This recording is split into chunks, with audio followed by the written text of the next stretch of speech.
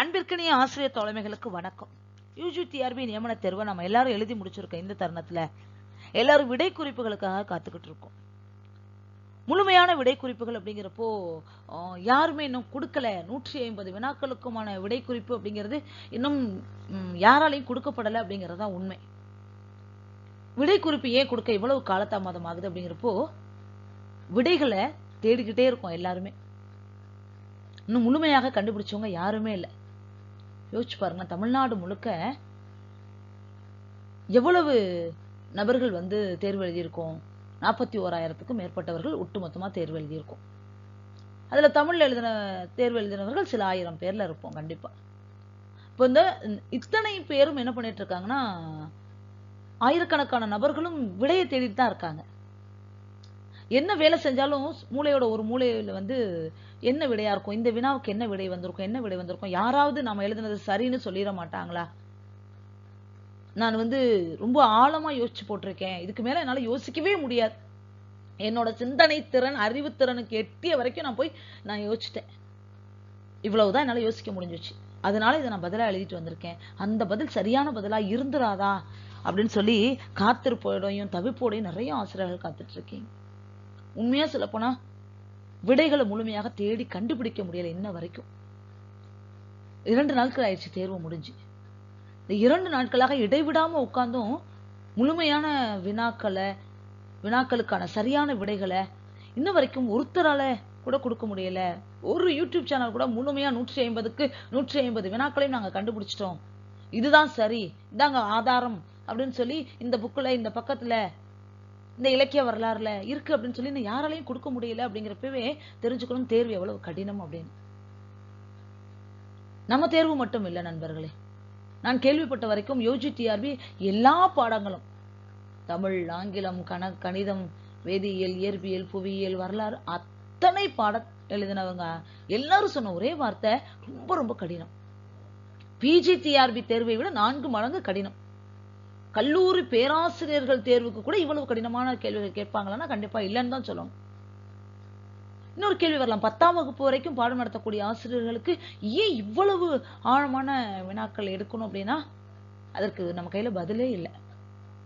சொல்லப்போனா விடை இல்லாத கேள்விதான் இது. யாரை குறை சொல்லி நமக்கு எதுவுமே ஆக போறது இல்லை. 10 ஆண்டுகளா நம்ம காத்துக்கிட்டே இருக்கோம். நமது கண்ணீரும் கவலையும் குரலும் யாரு காதுக்கும் எட்ட போறது இல்லை. என்ன ஆக போகுது இப்படி கவலைப்படுறதுனால அப்படிங்கிறப்போ நமது உடல்நிலையும் மனநிலையும் இன்னும் கொஞ்சம் கீழே இறங்கும். அதனால நம்ம குடும்பத்துல இருக்கவங்க, நமது கணவர், நமது குழந்தைகள் தான் பாதிக்கப்பட போறாங்க. ஆண்களா இருந்தாங்கன்னா அந்த குடும்பமே பாதிக்கப்பட போகுது, மனைவி, குழந்தைகள். அதனால ஆசிரியர் பெருமக்களுக்கு எனது அன்பான வேண்டுகோள், நம்ம பார்க்காத தோல்விகள் கிடையாது, நம்ம காத்திருக்காத காத்திருப்புகள் கிடையாது. ஆனா எல்லாத்தையும் ஏதோ ஒரு மனதைரியத்துல இதுவும் கடந்து போகுங்கிற தைரியத்துல நம்ம அடுத்தடுத்து முன்னோக்கி நடக்கிறோம் இல்லையா? இந்த நம்பிக்கையை கையில பிடிச்சுக்காங்க. கடின உழைப்புக்கு என்னைக்காவது ஒரு நாள் பலன் இருக்கும். இது எல்லாரும் சொல்லக்கூடிய வார்த்தை தான். இதேதான் நம்ம எல்லாரும் சொல்றாங்க, ஆனா கிடைக்கவே மாட்டேங்குதுன்ற பதில் வருத்தம் நீங்க மனசுக்குள்ள பேசுறதை என்னால உணர முடியுது. நானும் அதே புள்ளியில தான் நிற்கிறேன். இருந்தாலும் வாழ்ந்துதானே ஆகணும். வாய்ப்புகளை தேடிதான் ஓடிக்கிட்டு இருக்கோம். எவ்வளவு நாள் இருக்கும் வருத்தம்? யோசிச்சு பாருங்களேன். ஒவ்வொரு தேர்வு எழுதிட்டும் அந்த வருத்தம் அப்படிங்கிறப்போ சில வாரங்கள், சில மாதங்கள், அதுக்கப்புறம் அது இல்லாம போகாது. மனசுக்குள்ள ஒரு ஆழத்துல அதை ஓரமா நகர்த்தி வச்சுட்டு வேற வேற வாழ்க்கையை நோக்கி, வேற வேற தேவைகளை நோக்கி நம்ம ஓடிக்கிட்டே இருக்கோம் இல்லையா? இன்னைக்கு வலிக்கிற மாதிரி இன்னும் ஒரு 4 மாசம் கழிச்சு இந்த தேர்வு நம்மளை வலிக்குமா, கஷ்டப்படுத்துமா? கண்டிப்பா கிடையாது. அதனால கூடிய சீக்கிரம் நம்ம இதுல இருந்து மீளணும். பாக்குறவங்க எல்லாரும் வருத்தப்படுறாங்க, எல்லார்ட்டையும் புலம்பல். சூழல் சுத்தி இருக்கக்கூடிய ஆசிரியர் சமூகத்துல சூழல் மகிழ்ச்சி தரமா இல்லை. தேர்வு வராதான்னு ஏங்கிட்டு இருந்தோம், தேர்வு வந்தாலும் ஏன் இந்த தேர்வு வந்துச்சு அப்படின்னு சொல்லி எல்லாரோட மனநிலையும் இப்படி தலைகீழா மாறி இருக்கு. எது எப்படி இருந்தாலும் நடந்து முடிஞ்சிருச்சு, நம்மளால மாத்த முடியாது. வாய்ப்புகளும் திறமைகளும் எல்லாத்தையும் தாண்டி நம்ம எல்லாரும் சொல்லிட்டு இருக்க மாதிரி அதிர்ஷ்டம் இருந்தாதாமா, அதிர்ஷ்டமோ ஏதோ ஒண்ணு இருக்கிறவங்க வாய்ப்பை பெறட்டும், இல்லாதவங்க வாழ முடியாம போறது கிடையாது. நமக்கு அடுத்தடுத்த தேர்வுகள் இருக்கு. இன்னொரு விஷயம் என்னன்னா, இந்த தேர்வு நம்ம எழுதுறப்போ இதுக்கு முன்னால ஒரு யூஜிடிஆர்பி நியமன தேர்வுங்கிறது யாருமே எழுதல, நாம தான் முதல்ல எழுதியிருக்கோம். இதுக்கு முன்னால யாராவது எழுதியிருந்தாங்கன்னா அவங்கள்ட்ட இருந்து ஒரு வழிகாட்டுதல் நமக்கு கிடைச்சிருக்கும். இந்த மாதிரி வினாக்கள் கேட்கலாம், இந்த மாதிரி இருக்கலாம் அப்படின்னு சொல்லி. ஆனா இது யாருமே எழுதல. ஏற்கனவே போட்டு வச்ச பாதையில நடக்கிறது ரொம்ப சுலபம் நண்பர்களே. நாம தான் பாதையை உருவாக்கணும். ஒவ்வொரு அடியா எடுத்து வைக்கிறதுக்கு முன்னால அந்த இடத்துல இருக்கக்கூடிய கல்லு, முள்ளு, மேடு, பள்ளம் எல்லாத்தையும் சரி பண்ணிட்டு நான் அதை பாதையாக்கிட்டு அப்புறம் தான் என்னோட அடியை எடுத்து வைக்கணும். அப்படின்றப்போ அது கடினமான வேலை தான். அந்த கடினமான வேலையை தான் நம்ம செஞ்சிருக்கோம். அடுத்த ஆண்டு நியமன தேர்வு எழுதுறவங்க இந்த நம்ம போட்டு கொடுத்த பாதையில ரொம்ப மகிழ்ச்சியா நடப்பாங்க இல்லையா? அதெல்லாம் மனம் தளராதீங்க.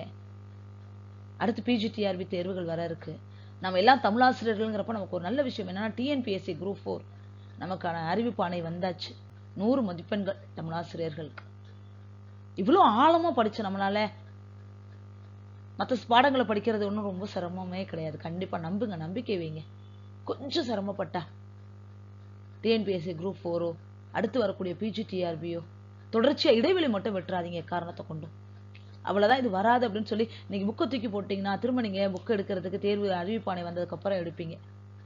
தயவு செஞ்சு பிடிக்குதோ பிடிக்கலையோ பழகியாச்சு இல்லையா? அந்த 3 மாசமா படிச்சு பழகிட்டோம்ல, அந்த பழக்கத்தை விட்டுறாதீங்க, பிடிச்சுக்கங்க.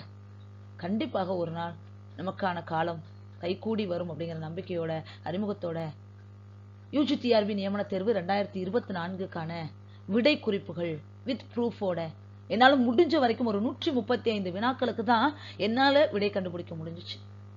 அதுக்கு மேல என்னால விடை கண்டுபிடிக்க முடியல, தேடிக்கிட்டே இருக்கேன். இந்த தேடலாம் தான் எனக்கு 2 நாட்கள் தேவைப்பட்டுச்சு. சுத்தி இருக்கக்கூடிய நண்பர்கள் எல்லாரும் கேட்டுக்கிட்டே இருக்காங்க, விடை குறிப்பு கொடுங்களேன் கொடுங்களேன் அப்படின்னு சொல்லி. விடை கண்டுபிடிச்சிருந்தா அன்னைக்கே கொடுத்துருக்கலாமே. PGTRB தேர்வு எழுதினப்ப கூட சாயந்தரம் 5-6 மணிக்கெல்லாம் வினாத்தாள் விடை வந்து போட ஆரம்பிச்சிட்டாங்க எல்லா சேனல்லையும். இங்க வந்து இன்ன வரைக்கும் 2 நாள் ஆச்சு. 150 மதிப்பெண்ணுக்கு முழுமையாக யாராலும் விடை கொடுக்க முடியல அப்படிங்கிறப்பே தெரிஞ்சுக்கலாம் தேர்வு எவ்வளவு நமக்கு மட்டும் இல்ல எல்லாருக்கும் கடினம் தான். எல்லாரும் அதே மனநிலை தான் இருக்காங்க. எல்லாரும் எதிர்பார்ப்போட இருப்பாங்க, தேர்வு ஆயிடுவோமா, கட் ஆஃப் எவ்வளவு வரும். திரும்ப திரும்ப இதை பத்தி யோசிக்க குழப்பம் மட்டும்தான் மிஞ்சும். நம்மளோட எதிர்பார்ப்பு என்ன ஆகுதுன்னா நிறைய பேர் தவறான கட் ஆஃப் எல்லாம் கொடுக்குறாங்க. இவ்வளவு வரலாம் யூகத்தின் அடிப்படையில. அந்த யூகங்கள் உங்களை இன்னும் கீழே கொண்டு போயிடும், இன்னும் மன அழுத்தத்துக்கு ஆளாக்கும்.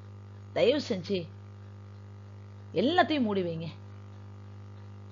கவர்மெண்ட் கிட்ட இருந்து ஆன்சர் கீ வர்ற வரைக்கும் முடிஞ்சா இதை பார்த்து தெளிவு பெற முடியும்னா பாருங்க. இல்லைன்னா என்னோட சேனல் உட்பட தயவு செஞ்சு பார்த்து மனசு குழப்பாதீங்க. அதனால போட வேணான்னு இருந்தேன், விடை குறிப்புகள் போட வேண்டாம். நம்ம கொடுக்கக்கூடிய விடை குறிப்பு சில நேரம் தப்பா போய் அது யாருக்காவது மன உளைச்சலை ஏற்படுத்திட்டா என்ன பண்றது அப்படிங்கிறதுக்காகவே நான் ஏன்னா தெரியாத விஷயத்த நம்ம எடுத்து சொல்லிடக்கூடாது. பொது வெளியில பேசுறப்ப ரொம்ப கவனமா இருக்கணும்.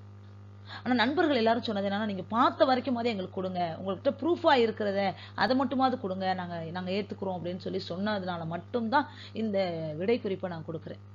இல்லைன்னா எந்த தேர்வும் PGTRB தேர்வு வந்தப்பையும் நான் விடை குறிப்பு நான் போட்டது கிடையாது. அரசாங்கம் கொடுக்கக்கூடிய விடை குறிப்பு வர வரைக்கும் காத்துக்கிட்டு தான் இருந்தேன். இப்பயும் காத்துட்டு தான் இருக்கணும் மனநிலையில இருந்தேன். நண்பர்கள் வேண்டிக்கிட்டதுனால நான் அதை கேட்கிறேன். உங்கள்கிட்ட ஒரே ஒரு விஷயம் கேட்கிறேன், விடை குறிப்பை பார்த்து நம்பிக்கை பிறக்கும் அப்படின்னா தயவு செஞ்சு பாருங்க. இல்லைன்னா இங்க ஒண்ணு, இந்த சேனல்ல ஒண்ணு, அந்த சேனல்ல ஒண்ணு, அந்த சேனல்ல ஒண்ணு சொல்றாங்களே அப்படிங்கிறப்போ இருக்கக்கூடிய அந்த கவலையும் குழப்பம் இன்னும் அதிகமாகும். அதனால பார்த்தாலும் கடந்து போக கத்துக்கங்க. அரசாங்கத்திட்ட இருந்து விடை குறிப்பு வர்ற வரைக்கும் அமைதியா காத்துட்டு இருப்போம்.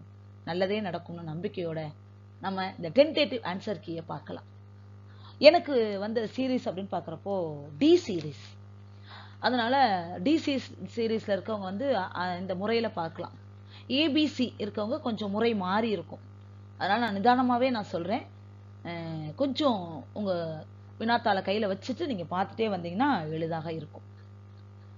முதல் வினா வந்து எனக்கான பார்ட் பியோட முதல் வினா ல இம்மூன்று ஒலிகளும் டேஷ் அப்படின்னு கொடுத்திருக்காங்க.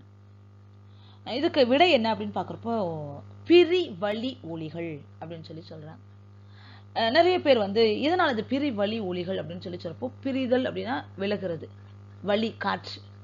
காற்று எந்த எழுத்துக்களை உச்சரிக்கிறப்போ காற்று 2 புறமும் நாவின் 2 புறமும் பிரிந்து போகுதோ அதுதான் பிரி வழி ஒலிகள் அப்படிங்கிறாங்க.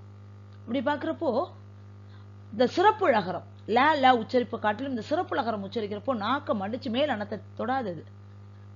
அப்படி தொடாம இருக்கப்போ அந்த இடைவெளி வழியாக காற்று பிரிந்து செல்லும். அப்படிங்கப்போ எனக்கு எங்க குறிப்பு கிடைச்சி எடுத்துக்கிட்டேன்னா அந்த சிறப்பு ழகரம் எதுக்குள்ள வருதுன்னா பிரிவழி ஒலிகள்ல வருது அப்படிங்கிறப்போ, அப்போ அதை ஒட்டியே பிறக்கக்கூடிய லகரமும் பிரிவழி உயிரா தான் இருக்கும் அப்படிங்கிற அடிப்படையில தான் பிரிவழி உயிர் அப்படிங்கிறத அந்த பாங்குல தான் நான் தேடுறப்போ எனக்கு கிடைத்த பதிலும் மொழி நூல்கள்ல, மொழி வரலாற்று நூல்கள்ல இதை பிரிவழி ஒலிகள் அப்படின்னு தான் சொல்றாங்க. இரண்டாவது வினா, ஒளி தனித்தோ தொடர்ந்தோ பொருள் தருவது டேஷ் ஆகும். ஒளியியல். அந்த ஒளியியல்ல இருந்து இந்த வினா கேட்டிருக்காங்க. ஒளி தனித்தோ தொடர்ந்தோ பொருள் தருவது. நம்ம செய்யுளியல்ல வரப்போ அதை அசை சீர் அப்படின்னு சொல்லுவோம். ஒளியியல்ல வரப்போ அதை வந்து ஒளியன் உருபன் அப்படின்னு சொல்லுவோம். ஒரு ஒளி தனியா நின்னா அல்லது இன்னொரு ஒளியனோட சேர்ந்து நின்னா அதுக்கு பேர் என்ன அப்படின்னு பாக்குறப்போ, ஒளி தனியா நின்னா அதுக்கு பேர் ஒளியன். இன்னொரு ஒளியோட தனியாவும் நிக்கலாம், தனியா இன்னும் ஓசை கொடுக்கலாம், இன்னொரு ஒளியனோட சேர்ந்து ஓசை கொடுக்கலாங்கிறப்போ அதுக்கு பேர் சொல் உருபன் அப்படின்னு சொல்றாங்க. இப்போ விடை வந்து சொல் உருபன் அப்படிங்கிறது தான் சரி. மூன்றாவது வினா, தென்பாண்டி நாட்டார் ஆவினை எவ்வாறு விளைப்பர்? கிளைமொழி நம்ம ஏற்கனவே பார்த்திருக்கோம். வெற்றம், இது எல்லாருக்கும் தெரியும். இந்த குழுவுக்குறி 7ஆம் வகுப்பு பாடநூல்ல கூட குழுவுக்குறி அப்படிங்கிறப்போ பொற்கொள்ளர்கள் வந்து பொன்னை பறிங்கிறதும், அந்த ஆயர்கள் வந்து பசுவை பெற்றம்னு சொல்லுவாங்க அப்படிங்கிறது வந்து நம்ம பள்ளி பாடநூல்லையே நம்ம படிச்ச செய்தி தான். அதனால இது கொஞ்சம் எளிமையான வினாதான். இது எல்லாருக்கும், இந்த வினாவுக்கு எல்லாரும் சரியா எழுதியிருப்பாங்கன்னு நான் நம்புறேன். அடுத்தது, தனிநிலை உருபனோடு சேர்ந்து இயங்கும் ஆற்றலுடைய உருபன் அப்படிங்கிறப்போ, ஒரு உருபன்கிறத நம்ம சேர்ந்து எடுத்துக்கணும். அதோட இன்னொரு உருபன் சேர்றப்போ அதுக்கு பேரு கட்டுநிலை உருபன். ரெண்டும் ஒன்னோட ஒண்ணு சேர்ந்து ஒரே சேர் மாதிரி மாறிடும். அதனால கட்டுநிலை உருபன் அப்படின்னு சொல்றாங்க. ஆப்ஷன் பி கட்டுநிலை உருபன் அப்படிங்கிறது இதற்கான சரியான விடை. அடுத்த கேள்வி வந்து 5வது கேள்வி வந்து, பாடலின் முதலிலும் இறுதியிலும் கூ என்ற எழுத்து வர நடுவில் ஊருடையான் என்ற சொல் அமைத்து வெண்பா புனைந்தவர் அப்படின்னு பார்க்கப்போ துரைமங்கலம் சிவப்பிரகாசர். ஆப்ஷன் ஏ இதுதான் சரி. இது வந்து அவருக்கு வந்து ஒரு சவால் மாதிரி விடுக்கப்படுது.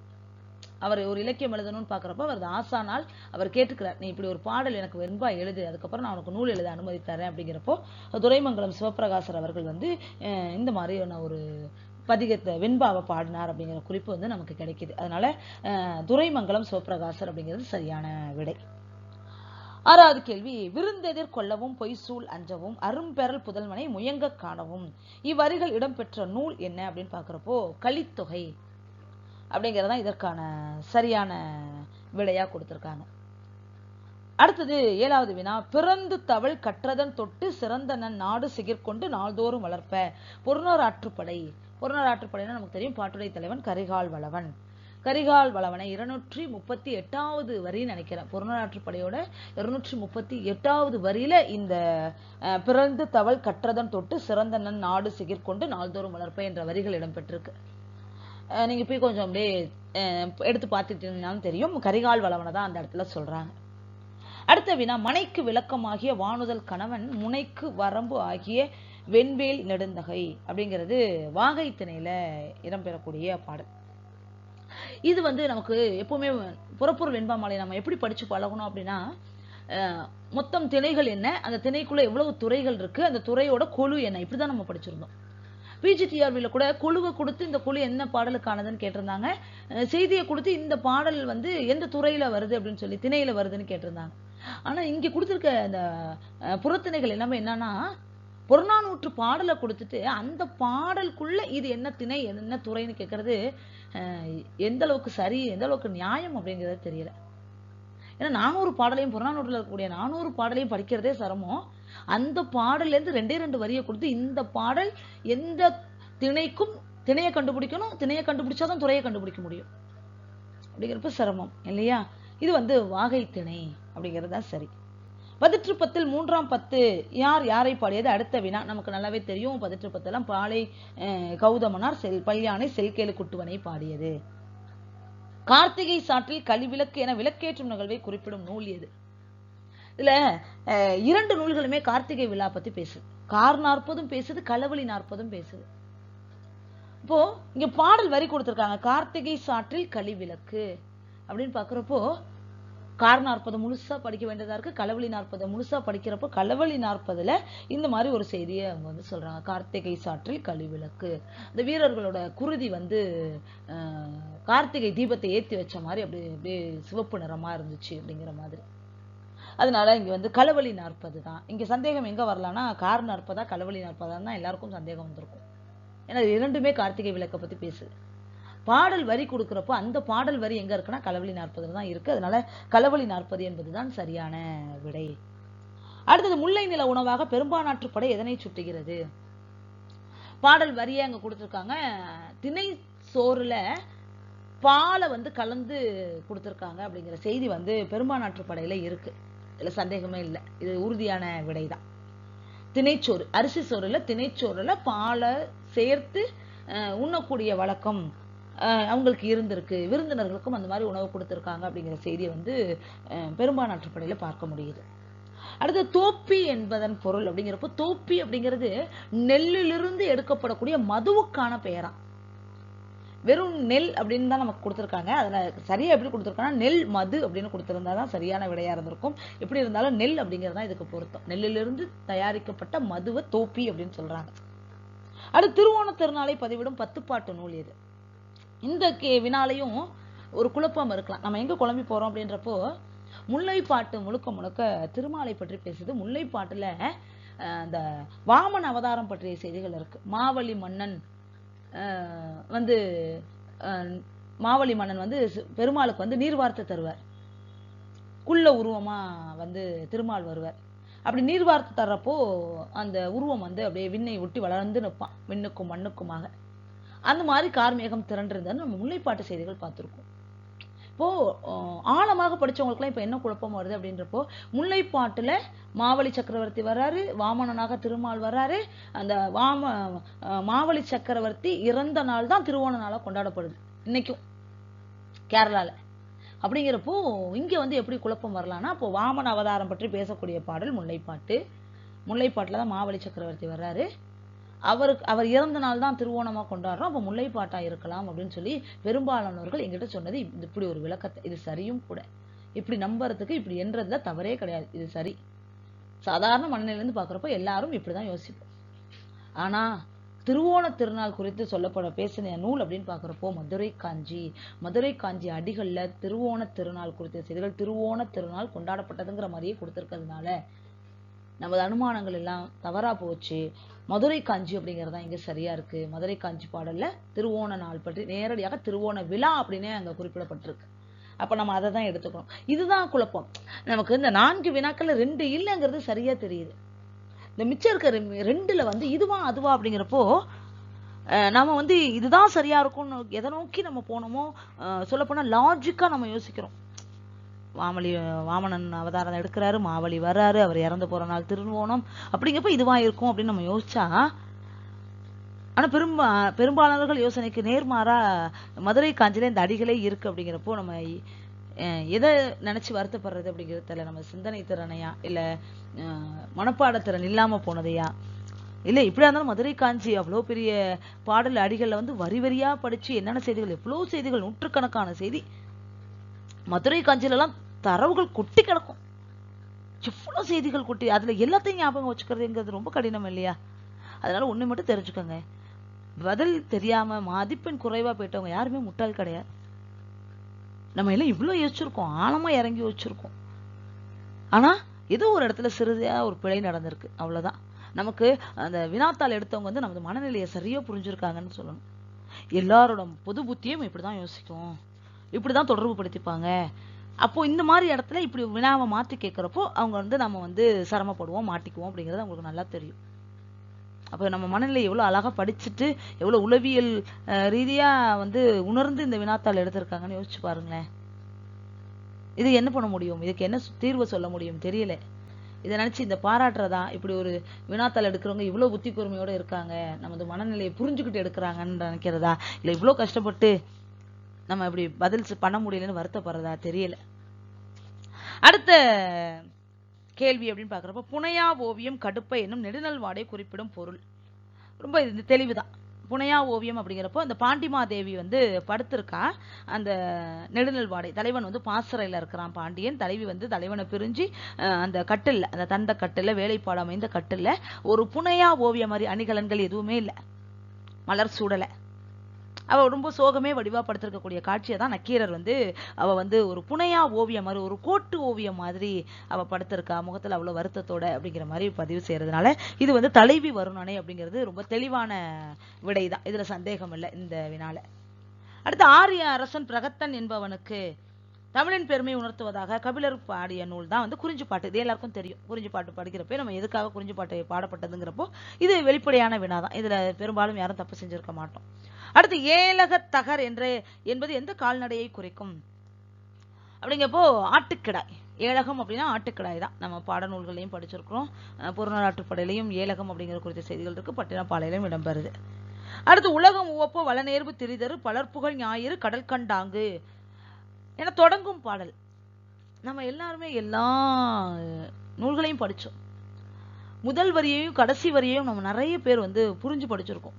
முதல் வரியும் கடைசி வரையும் கொடுத்திருந்தா கூட நம்மளால எழுதியிருக்க முடியும். ஏன் இங்க எல்லாரும் இதை திருமுருகாற்றுப்படைன்னு பெரும்பாலானவர்கள் சரியா எழுதியிருக்கோம். காரணம் என்ன? முதல் வரி அறிமுகம், முகம் மாதிரி. முதல் வரிங்கிறது அந்த பாடலோட முகம் மாதிரி. முகம் ஞாபகத்துக்கு வருது.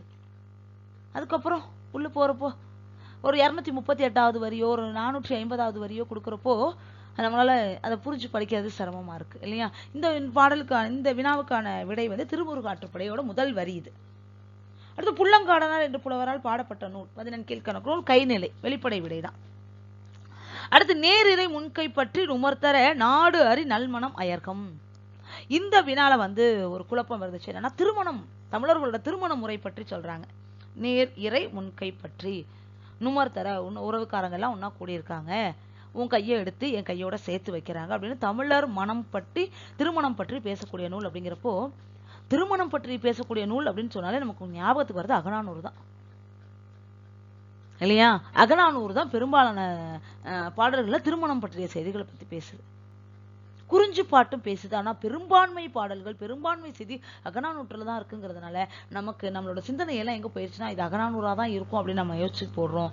ஆனா இதற்கான விடை குறிஞ்சிப்பாட்டு அப்படிங்கிறதான் சரி. குறிஞ்சிப்பாட்டுலையும் திருமண முறை பற்றிய செய்திகள் இருக்கு.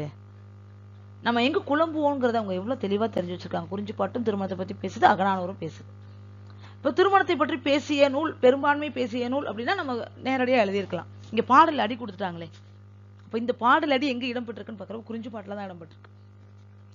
அநேகமா குறிஞ்சிப்பாட்டுல ஒரே ஒரு இடத்துல மட்டும்தான் திருமணத்தை பத்தின குறிப்புகள் இருக்கு. அதை கொடுத்துருக்காங்க. அதிகமா பேசின அகநானூரை விட்டுட்டாங்க. நம்ம அதிகமா பேசின அகநானூறு தான் சரியா இருக்கும்னு நினைச்சோம். இது கருத்து பிழையா, சிந்தனை பிழையா, எங்க பிழைன்னு தெரியல. ஆனா இந்த வினாவுக்கான விடை வந்து குறிஞ்சிப்பாட்டு என்பதுதான். அகநானூற்றில் 2, 8 என முடியும் எண்களை கொண்ட பாடல்கள் எத்தனையை குறிக்கும்? நல்லாவே தெரியும். 2, 8 அப்படிங்கிற இந்த இரட்டைப்படை எண்கள் எல்லாமே குறிஞ்சி திணைக்குரியது. இது எளிமையான வினாதான். வழிபாதைகளை ஒரு சுற்றுலா வழிகாட்டி போல் சுவையாக கூறி செல்லும் நூல் எது அப்படிங்கிறப்போ இதுவும் ஓரளவுக்கு தெரியும். ஏன்னா நம்ம எல்லாம் பள்ளிக்கூடத்துல பாடம் எடுத்துட்டு இருக்கக்கூடிய ஆசிரியர்களா இருக்கிறதுனால மலைப்படுகடாம் 10ஆம் வகுப்பு பாடநூல்ல மலைப்படுகடாம இருக்கு. இந்த மலைப்படுகடாம் பாடம் நடத்துறப்பே நம்ம மாணவர்களுக்கு எப்படி நடத்துவோம்னா, நான் தான் இப்போ ஒரு வழிகாட்டி, உங்க எல்லாரையும் நான் மலைக்கு கூட்டிட்டு போறேன், என் கூடவே கையை பிடிச்சிட்டே வாங்க, நம்ம என்னென்ன வழியில என்னெல்லாம் பார்த்துட்டு போறோம் அப்படின்னு சொல்ற பாங்கில தான் பெரும்பாலான ஆசிரியர்கள் நடத்திக்கிட்டு இருக்காங்க. அதனால ஆசிரியராக பணியில் இருப்பவர்களுக்கு 10ஆம் வகுப்பு பாடம் எடுப்பவர்களுக்கு இது பார்த்த உடனே தெரிஞ்சிருக்கும் இது மலைப்படுகடாம் அப்படின்னு சொல்லி. அடுத்து 7 வள்ளல்களின் சிறப்பையும் நல்லியக்கோடனிடம் ஒருங்கே காண்பதாக கூறிய புலவர் யார்? 7 கடையேழு வள்ளல்கள் பத்தி பேசக்கூடிய நூல் அப்படின்னு பாக்குறப்போ அது வந்து சிறுபானாற்றுப்படை தான். அந்த சிறுபானாற்றுப்படையின் பாட்டுரை தலைவன் தான் நல்லியக்கோடன். இப்போ அந்த நல்லியக்கோடனை யார் பாடுறார் அப்படிங்கிறப்போ சிறுபானாற்றுப்படையின் ஆசிரியராகிய நல்லூர் நத்தத்தனார் அப்படிங்கிறது தான் சரியான விடை. பெரும்பாலும் இதுவும் நிறைய பேர் போட்டிருக்காங்க. சரியா? 18 4ஆம் 10 பாடியவர் நேரடி விடை தான் காப்பியாற்று காப்பியனார். இதுல பெரிய குழப்பம் இல்லை. அடுத்து போர்க்களத்தில் கார்த்திகை விழா கொண்டாடியதை குறிப்பிடும் நூல் இது. பாருங்க, கார்த்திகை விழா குறித்தே 2 வினாக்கள். இப்ப நமக்கு எப்படி குழப்பம் வரும்னா, நான் ஏற்கனவே சொன்ன 2 நூலும் கார்த்திகை விழாக்க பத்தி பேசுது. அங்க களவழி 40 அப்படின்னு போட்ட உடனே இங்க வந்து நமக்கு வினை வரப்ப என்ன தோணிருக்கும், இப்படி 2 ஒரே பாடல்ல இருந்து முன்னால அடுத்த செய்தி இது 2மே அப்படிதான் இருக்கு. களவழி 40ல முதல் செய்தி கார்த்திகை போர்ல கார்த்திகை விளக்கு ஏத்துனாங்கிறது. அந்த கார்த்திகை விளக்கு எப்படி இருக்குன்னா வீரர்களோட மீது அந்த சிந்தனை ரத்தம் மாதிரி இருக்கு அப்படின்னு முதல் வரியும் அடுத்தடுத்த வரியே கொடுத்துருக்காங்க. ஆனா நமக்கு அப்படி தெரியாது இல்லையா? நம்ம என்ன நினைச்சிட்டோம்னா அப்படி ஒரே நூல்ல இருந்து இப்படி தொடர்ச்சியா கொடுப்பாங்களா, அப்ப இது வேற நூலா இருக்கும் அப்படின்னு சொல்லி மாற்றி நம்ம தவறா பண்ணுவோம்னு நம்பிக்கையோட தான் அந்த வினா எடுத்திருக்காங்க. தப்பு பண்ணுவோம்னு தெரிஞ்சேதான் எடுத்திருக்காங்க. இந்த பாடல் அடியும் களவழி 40ல தான் இடம்பெறுது. கார்த்திகை விளக்கு கார்த்திகை களிவிளக்கு சாற்றில் அந்த வரிகளும் இந்த போர்க்களத்தில் கார்த்திகை விழா கொண்டாடியதை பற்றி கூறும் 2க்குமே பதில் வந்து களவழி 40 அப்படிங்கிறது தான் அடுத்தடுத்த வரிகளாக இருக்கு. அடுத்த வினா வந்து தமக்கிடையே பூ இடைப்படினும் ஒரு ஆண்டு கழிந்தது போல் வருந்தும் பறவை எது அப்படின்னு பாக்குறப்போ மகன்றில் பறவை. அன்றில் மகன்றில் நமக்கு நல்லாவே தெரியும், ஒன்னோட ஒண்ணு பிரிஞ்சிருக்காது. அந்த 2 பறவைகளும் அமர்ந்திருக்கப்போ இடையில ஒரு பூ அப்படி போனா கூட அது வந்து ரொம்ப என்னமோ பெரிய ஆண்டுகள், பல ஆண்டுகள் பிரிஞ்ச மாதிரி வருத்தப்படுமா அந்த பெண் பறவை, மகன்றில் பறவை. நமக்கு பெரும்பாலான தமிழ், ஓரளவுக்கு தமிழ் ஆழமா படிச்சவங்களுக்கு இந்த அன்றில் மகன்றில் பறவைகள் ஒன்னோட ஒண்ணு இணை பிரியாத பறவைகள்ங்கிறது அறிமுகமான செய்தி தான். ஆனா இது கொஞ்சம் கடினமான வினா கிடையாது, எளிதுதான். மாணவர்களுக்கு பொருள் கொடுத்து கற்பிக்க வேண்டும் என கூறுவது ரொம்ப முக்கியமான செய்தி. ஏன்னா இது வரைக்கும் பாடல் அடியா கொடுத்துட்டு இங்க பாடல் அடி கொடுக்கல, பாடலோட பொருளை கொடுத்துட்டு இந்த பொருள் எந்த பாடலுக்கு பொருந்தும், அந்த பாடல் எந்த நூல்ல இடம்பெற்றிருக்குன்னு கொடுத்துருக்காங்க. பொதுவா மாணவர்கள் தான் ஆசிரியருக்கு பொருள் கொடுத்து குரு தட்சணையாக கொடுத்து கல்வி பயின்ற காலம் தமிழ்நாட்டுல ஒரு காலத்துல இருந்துச்சு. ஆனா இங்க என்ன சொல்லணும், மாணவர்களுக்கு பொருள் கொடுத்து, பொருள்ங்கிறது இங்க வந்து பணத்தை குறிக்கல, ரொம்ப முக்கியமா தெரிஞ்சுக்கணும். கற்பதற்கு ஏற்ற உபகரணங்கள், எழுத்தாணி, ஓலைச்சுவடி, புஸ்தகம், நூலு, இதுதான் அங்க பொருள்னு சொல்றாங்க. அதை கொடுத்து கற்பிக்கக்கூடியவர்கள் மேன்மை அடைவார்கள், அவங்களுக்கு வந்து உயர்ந்த ஒரு வாழ்வு கிடைக்கும் அப்படின்னு சொல்லக்கூடிய நூல் எது அப்படின்னு பாக்குறப்போ ஏலாதி சொல்லுது. ஏலாதியோட 63வது பாடல், 63 64 தெரியல, இந்த 2 பாடல்கள்ல ஒரு பாடல் 63வது பாடல் தான். 63வது பாடல்ல இந்த செய்தி இருக்கு. ஆசிரியர் எவன் ஒருவன் மாணவனுக்கு எழுத்தாணியும் புஸ்தகமும் கொடுக்கிறார்களோ அவர்கள் மேன்மை அடைவார்கள், அப்படி கத்துக் கொடுக்கிறவங்கள உலகம் கொண்டாடும், அப்படிதான் கற்பிக்கணும் அப்படிங்கிற மாதிரியான செய்தி ஏலாதியில இடம்பெற்றிருக்கு. அடுத்து வந்து உளும் எருதி இல்லாத உழவர்க்கு வீணா போகும் நிலத்தின் ஈரம் கூட துன்பம் தரும் என குறிப்பிடுவது அப்படின்னு பாக்குறப்போ இங்க எனக்கு 2 சந்தேகங்கள் இருக்கு. ஒண்ணு வந்து வேளாண் வேதம் என்று சொல்லக்கூடிய வேளாண்மை விவசாயத்தை பத்தி பேசினா நாலடியாரா, இல்ல இப்படியெல்லாம் துன்பம் தரக்கூடியது இதெல்லாம் எனக்கு துன்பம்னு சொன்னா இன்னா நாற்பதா? ஏன்னா இன்னா நாற்பதுலயும் இதெல்லாம் துன்பம்னு அந்த துன்பத்தை அடுக்குவாங்க இல்லையா? ஆனா அங்க இன்னாங்கிற சொல்லுக்கு பதிலா சில பாடல்கள்ல துன்பம்ன்ற சொல்லும் பயன்படுத்தி இருக்காங்க. அப்போ இந்த வினால வந்து நாலடியாரா இன்னா நாற்பதா அப்படிங்கிறதுல எனக்கு குழப்பம் இருக்கு. பதில் தெரிந்த ஆசிரியர்கள் கொஞ்சம் கமெண்ட்ல நீங்க பதிவை போடுங்க, தெரிஞ்சுக்கலாம். ஏன்னா இது 2ல தான் ஏதோ ஒரு பதில் இருக்குன்னு தெரியுது, எதுங்கிறது சரியா தெரியல. ஆனா பெரும்பாலானவர்கள் சொன்னது என்னன்னா இன்னா நாற்பது அப்படிங்கிற மாதிரி என்னது, எனக்கு தெரிந்த நண்பர்கள் வட்டாரத்துல நிறைய பேர் சொன்னது இன்னா நாற்பது தான் அப்படிங்கிறாங்க. ஆனா துல்லியமாக தெரியல. அதனால இந்த வினாவை வந்து நம்ம சந்தேகத்திற்கு இடமானதாகவே நம்ம வச்சுக்கலாம்.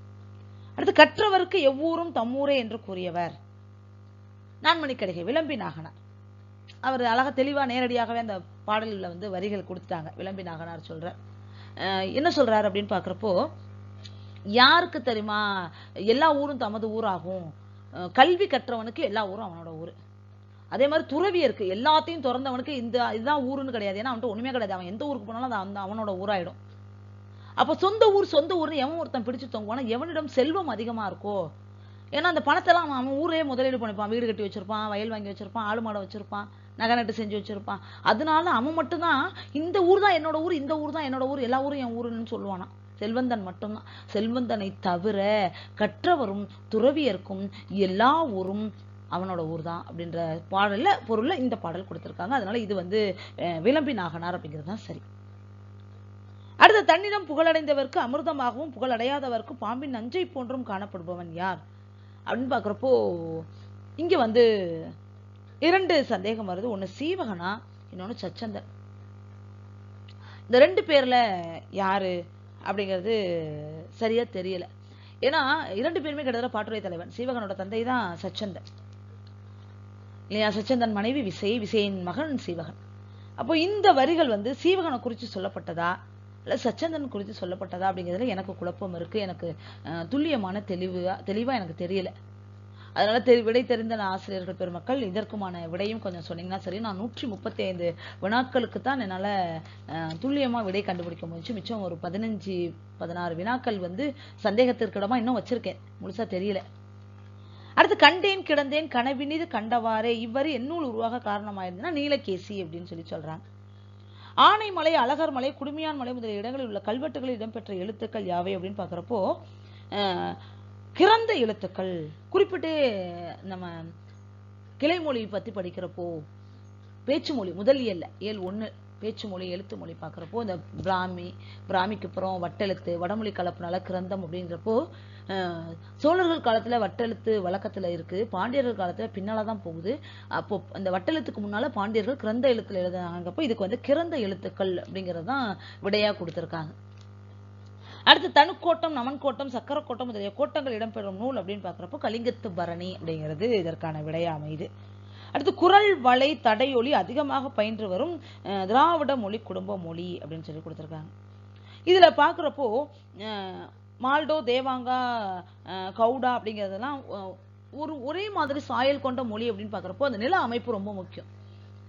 அப்போ அடுத்தடுத்து இருக்கக்கூடிய ஊர்கள் இப்போ தமிழுக்கும் மலையாளத்துக்கும் கிட்டத்தட்ட பெரும்பாலும் ஏன் ஒத்து வருதுன்னா ரெண்டும் எல்லையை பகிர்ந்து கொள்ளக்கூடிய மாநிலங்கள்.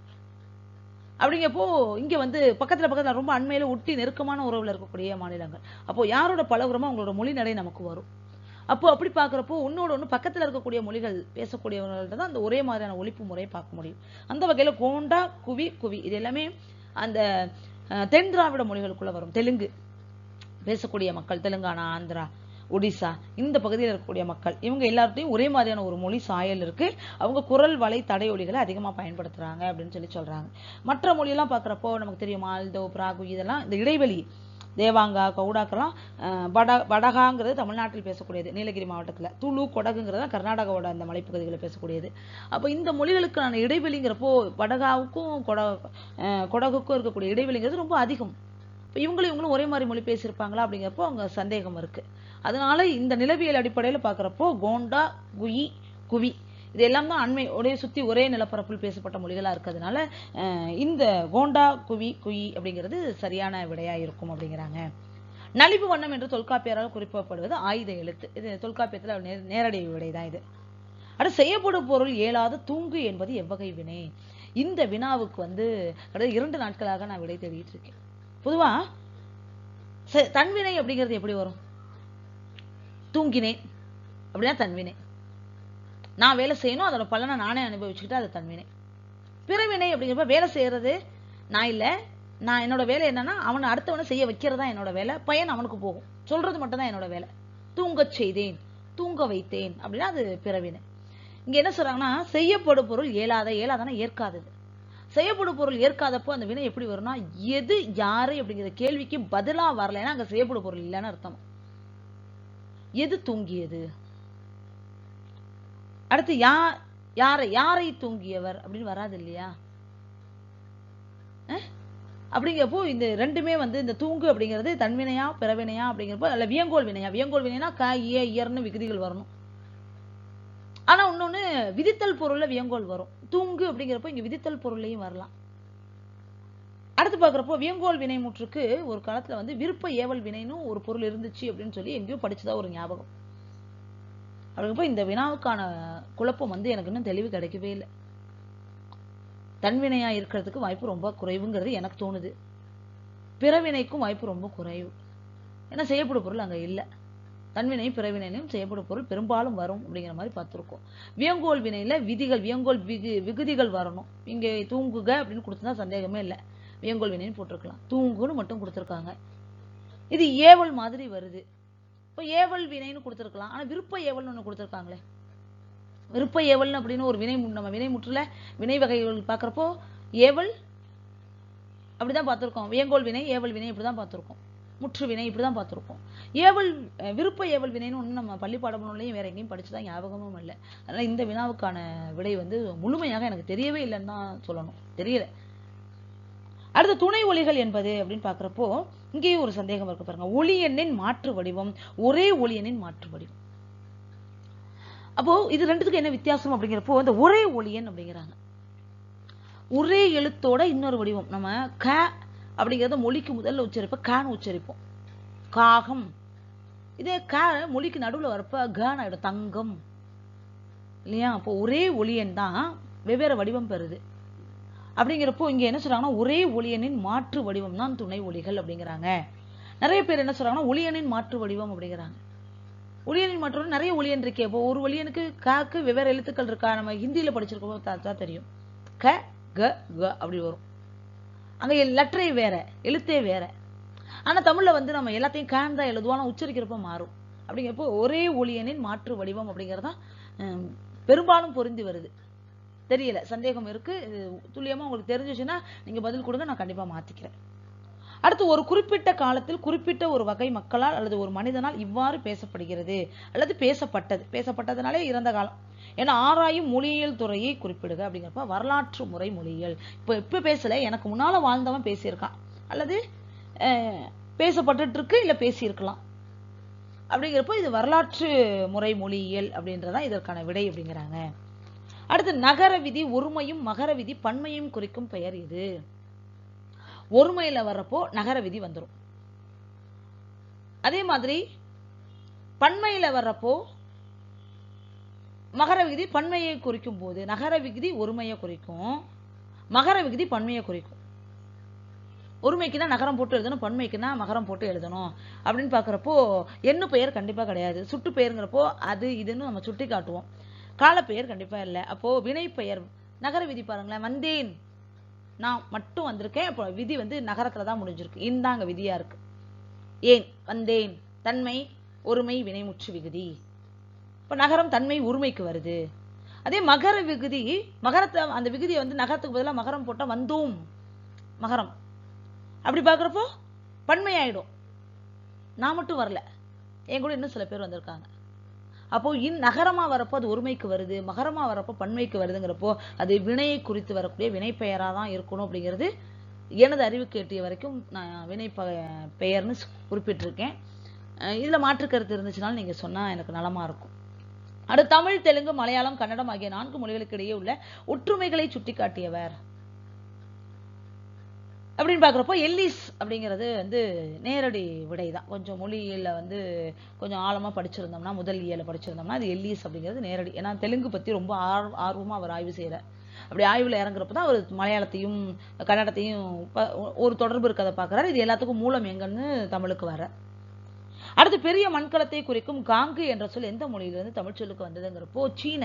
காங்கு அப்படிங்கிறதுக்கான பொருள் என்ன அப்படின்றப்போ நீளமான புடவை, மண்கலம், பெரிய பானையை காங்குன்னு சொல்லி பொருள் சொல்றாங்க தமிழ்ல. இப்ப இந்த காங்கு அப்படிங்கிறது எந்த மொழியில இருந்து வந்துச்சுன்னா சீன மொழியில இருந்து வந்துச்சுன்னா பீங்கான், காங்கு, பீங்கான் இது எல்லாமே மண் பானைகளை குறிக்கக்கூடிய பெயர்கள் அப்படிங்கிறாங்க. அடுத்து, வாரிரும் துந்தல் வயங்கிளை ஒளிய. அங்க துந்தல் வராது, கூந்தல் தான் வரும். பாடல் வரி இங்க பிழையா இருக்கு, எழுத்து துந்தல் கிடையாது. வாரிரும் கூந்தல் வயங்கிழை ஒளிய வாரேன் வாழிய நெஞ்சே. இங்க பாருங்களேன், இதுல ஒரு சந்தேகம் வரதுக்கு வாய்ப்பு என்னன்னா, குறிஞ்சி பாட்டு புணர்ச்சியை பத்தி பேசும். அங்க நெஞ்சுக்கு பேசுறதுக்கான வேலை கிடையாது, நேரம் தலைவன்டே பேசிடுவா. அப்ப நெஞ்சுக்கு எப்ப பேசுறாங்கன்னா பிரிவு ஏற்படுறப்பதான் நெஞ்சுக்கு பேசுவாங்க. தான் மனசுக்கிட்ட தானே பேசுறது. தலைவன் நேரம் இருக்கப்போ நேரம் அவன்கிட்ட பேசிட்டு போறானே, ஏன் அங்க போய் நெஞ்சுக்கு பேச போறாங்க? அப்போ இதுல நம்ம 2 நீக்கிடலாம். குறிஞ்சி பாட்டு நேரடியா தலைவனுக்கும் தலைவிக்குமான கூற்றா நேரடி கூற்றா இருக்கும்.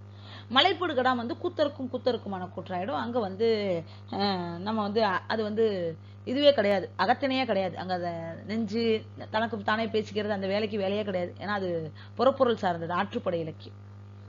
அடுத்து, இங்க முல்லைப்பாட்டு பட்டினப்பாலை இது 2 தான் அகப்பொருள் பற்றி பேசக்கூடியதா இருக்கு.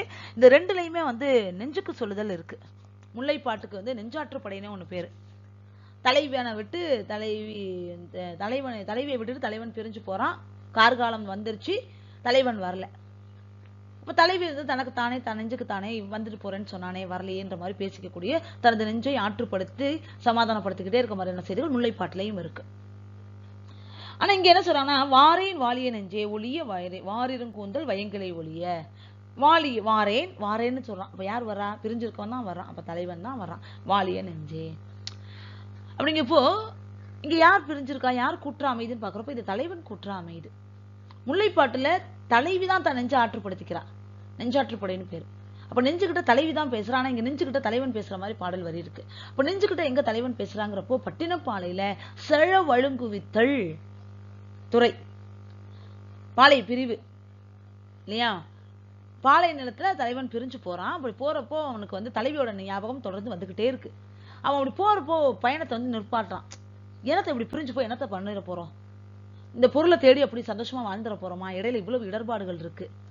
இந்த தலைவியோட இந்த பயணம் எனக்கு கண்டிப்பா சந்தோஷத்தை தரல, மகிழ்ச்சியை தரல. தலைவியை பிரிஞ்சு தலைவி மூலமும் எனக்கு இன்பம் கிடைக்கல.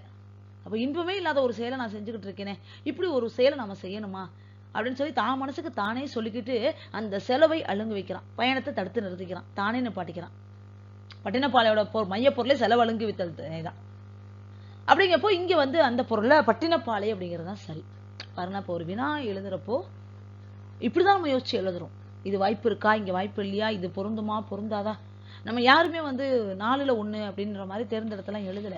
இவ்வளவு ஆழமா யோசிச்சு ஒரு 3.5 மணி நேரத்துக்குள்ள நம்ம இவ்வளோ ஆழமா யோசிச்சு நுட்பமா யோசிச்சுதான் இது சரி அப்படின்னு நம்ம தேர்ந்தெடுக்கிறோம். அதுவும் சில நேரத்துல தப்பா போறப்போ கண்டிப்பா கவலை வருத்தம் இருக்குதான் செய்யும். தவிர்க்கவே முடியலையே, வருத்தமா இருக்கு. அடுத்து சிறுவெண் காக்கை 10 இடம்பெறும் நூல் எது அப்படின்னு பாக்குறப்ப நமக்கு நல்லாவே தெரியும். ஐங்குறுநூறு தான் 10 பாடலை பிரிக்கக்கூடியது. அதுவும் வந்து அக்ரிணை பொருள்களை வந்து 10 பிரிச்சுப்பாங்க. குரங்கு 10, கேழல் 10, கிள்ளை 10 அப்படின்னு சொல்லி. அதனால இது நேரடி வினாதான். சிறுவெண் காக்கை என்பது ஐங்குறுநூறு நமக்கு நல்லாவே தெரியும். பாண்டியன் இளவந்திகை பள்ளி துஞ்சிய நன்மாறனுக்கு இல்ல நாகனார் கூறிய கூற்று அப்படின்னு பாக்குறப்ப அறநெறி முதற்றே அரசின் குற்றம்.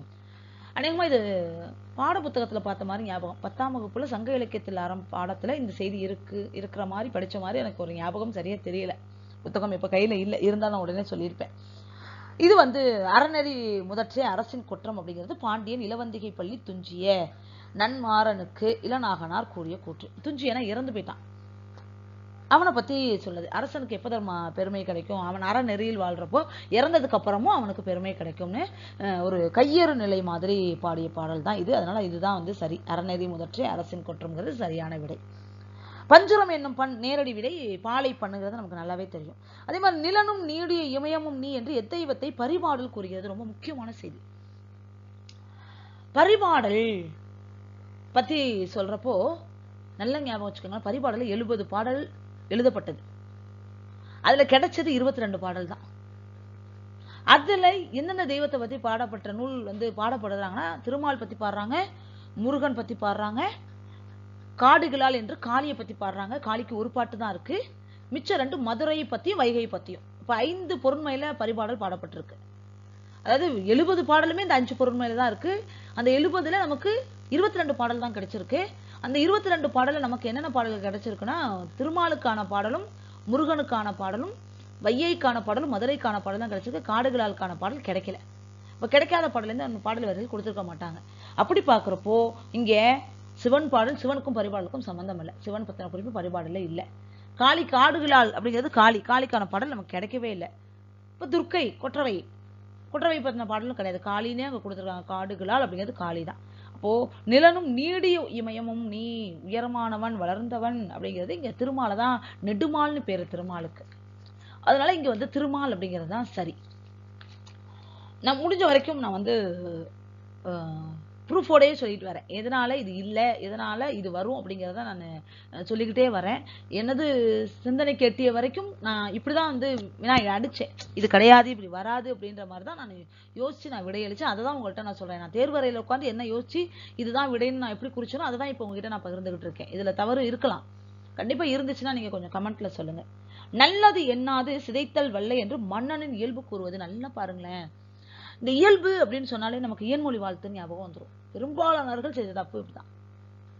ஏன்னா மன்னனின் இயல்பை கூறுவது இயன்மொழித்துறை. அவன் முகத்துக்கு நேரா போய் நின்று நீ இப்படிப்பட்டவன் அப்படின்னு சொல்லி அவனை புகழ்ந்து பாடி பரிசு வாங்குறது. இன்னொன்னு, எனக்கு இதெல்லாம் வேணும், அந்த அரசன்ட்ட போனா அவன் இதெல்லாம் எனக்கு கொடுத்தா எனக்கு இதை நீனும் கொடு, நீ கொடுப்பேன்னு எனக்கு தெரியும்னு இவனை புகழ்ந்து பாடுறது. அப்போ திரும்பவும் இங்க புறத்திணையில இப்படிதான் கொடுத்துருக்காங்க. புறப்பொருள் வெண்பாமால இருந்து பாடல்கள் கொள்ளு கொடுக்கல, சான்று வெண்பா கொடுக்கல. அப்ப இது எங்க கொடுத்துருக்காங்கன்னா புறநானூற்று பாடல். புறநானூற்றுல இயன்மொழி துறையில் இருக்கக்கூடிய ஒரு பாட்டை கொடுத்து இந்த பாடலில் என்ன துறை இடம்பெறுது அப்படின்னு சொல்லி கேட்கிறப்ப இங்க அரச வாகை திணை பாடல் அது. இந்த பாடல் இப்ப இது வாகை திணையில அரச வாகை அப்படிங்கிற செய்திக்குள்ளதான் அடங்கியிருக்கு. அப்ப இயல்பு அப்படின்னா இயன்மொழிங்கிறது தவறு, அரச வகைங்கிறது தான் சரியான பதில். புறநானூற்று பாடல் வரி இது. அடுத்து புறநானூற்றோட 37வது பாடல் நினைக்கிறேன். எனக்கு பாடல் எண்ணிக்கை தெரியல, கொஞ்சம் தேடி பார்த்துக்கோங்க. அடுத்து பெருநல் வானத்து பருந்து உலாய் நடப்ப தூறு இவர் துருகள் போல. இது வந்து புறநானூற்றுப்படையை தான் சொல்றாங்க.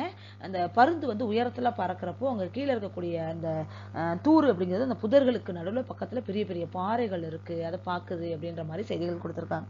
அப்ப நெருங்கிய பாறைகள், துருகள் என்றால் பாறைகள் என்று பொருள்.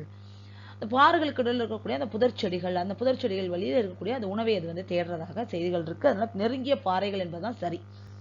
இதெல்லாம் வந்து நான் புறநாட்டு பிள்ளை முழுசா வாசிச்சு விடை குறிப்பு எடுக்கிறதுக்கு முன்னால அதெல்லாம் முழுசா வாசிச்சுட்டு தான் சொல்றேன். அதனால இதுல பிழை இருக்கிறதுக்கு வாய்ப்புல இந்த வரிகள் அப்படியே இருக்கு.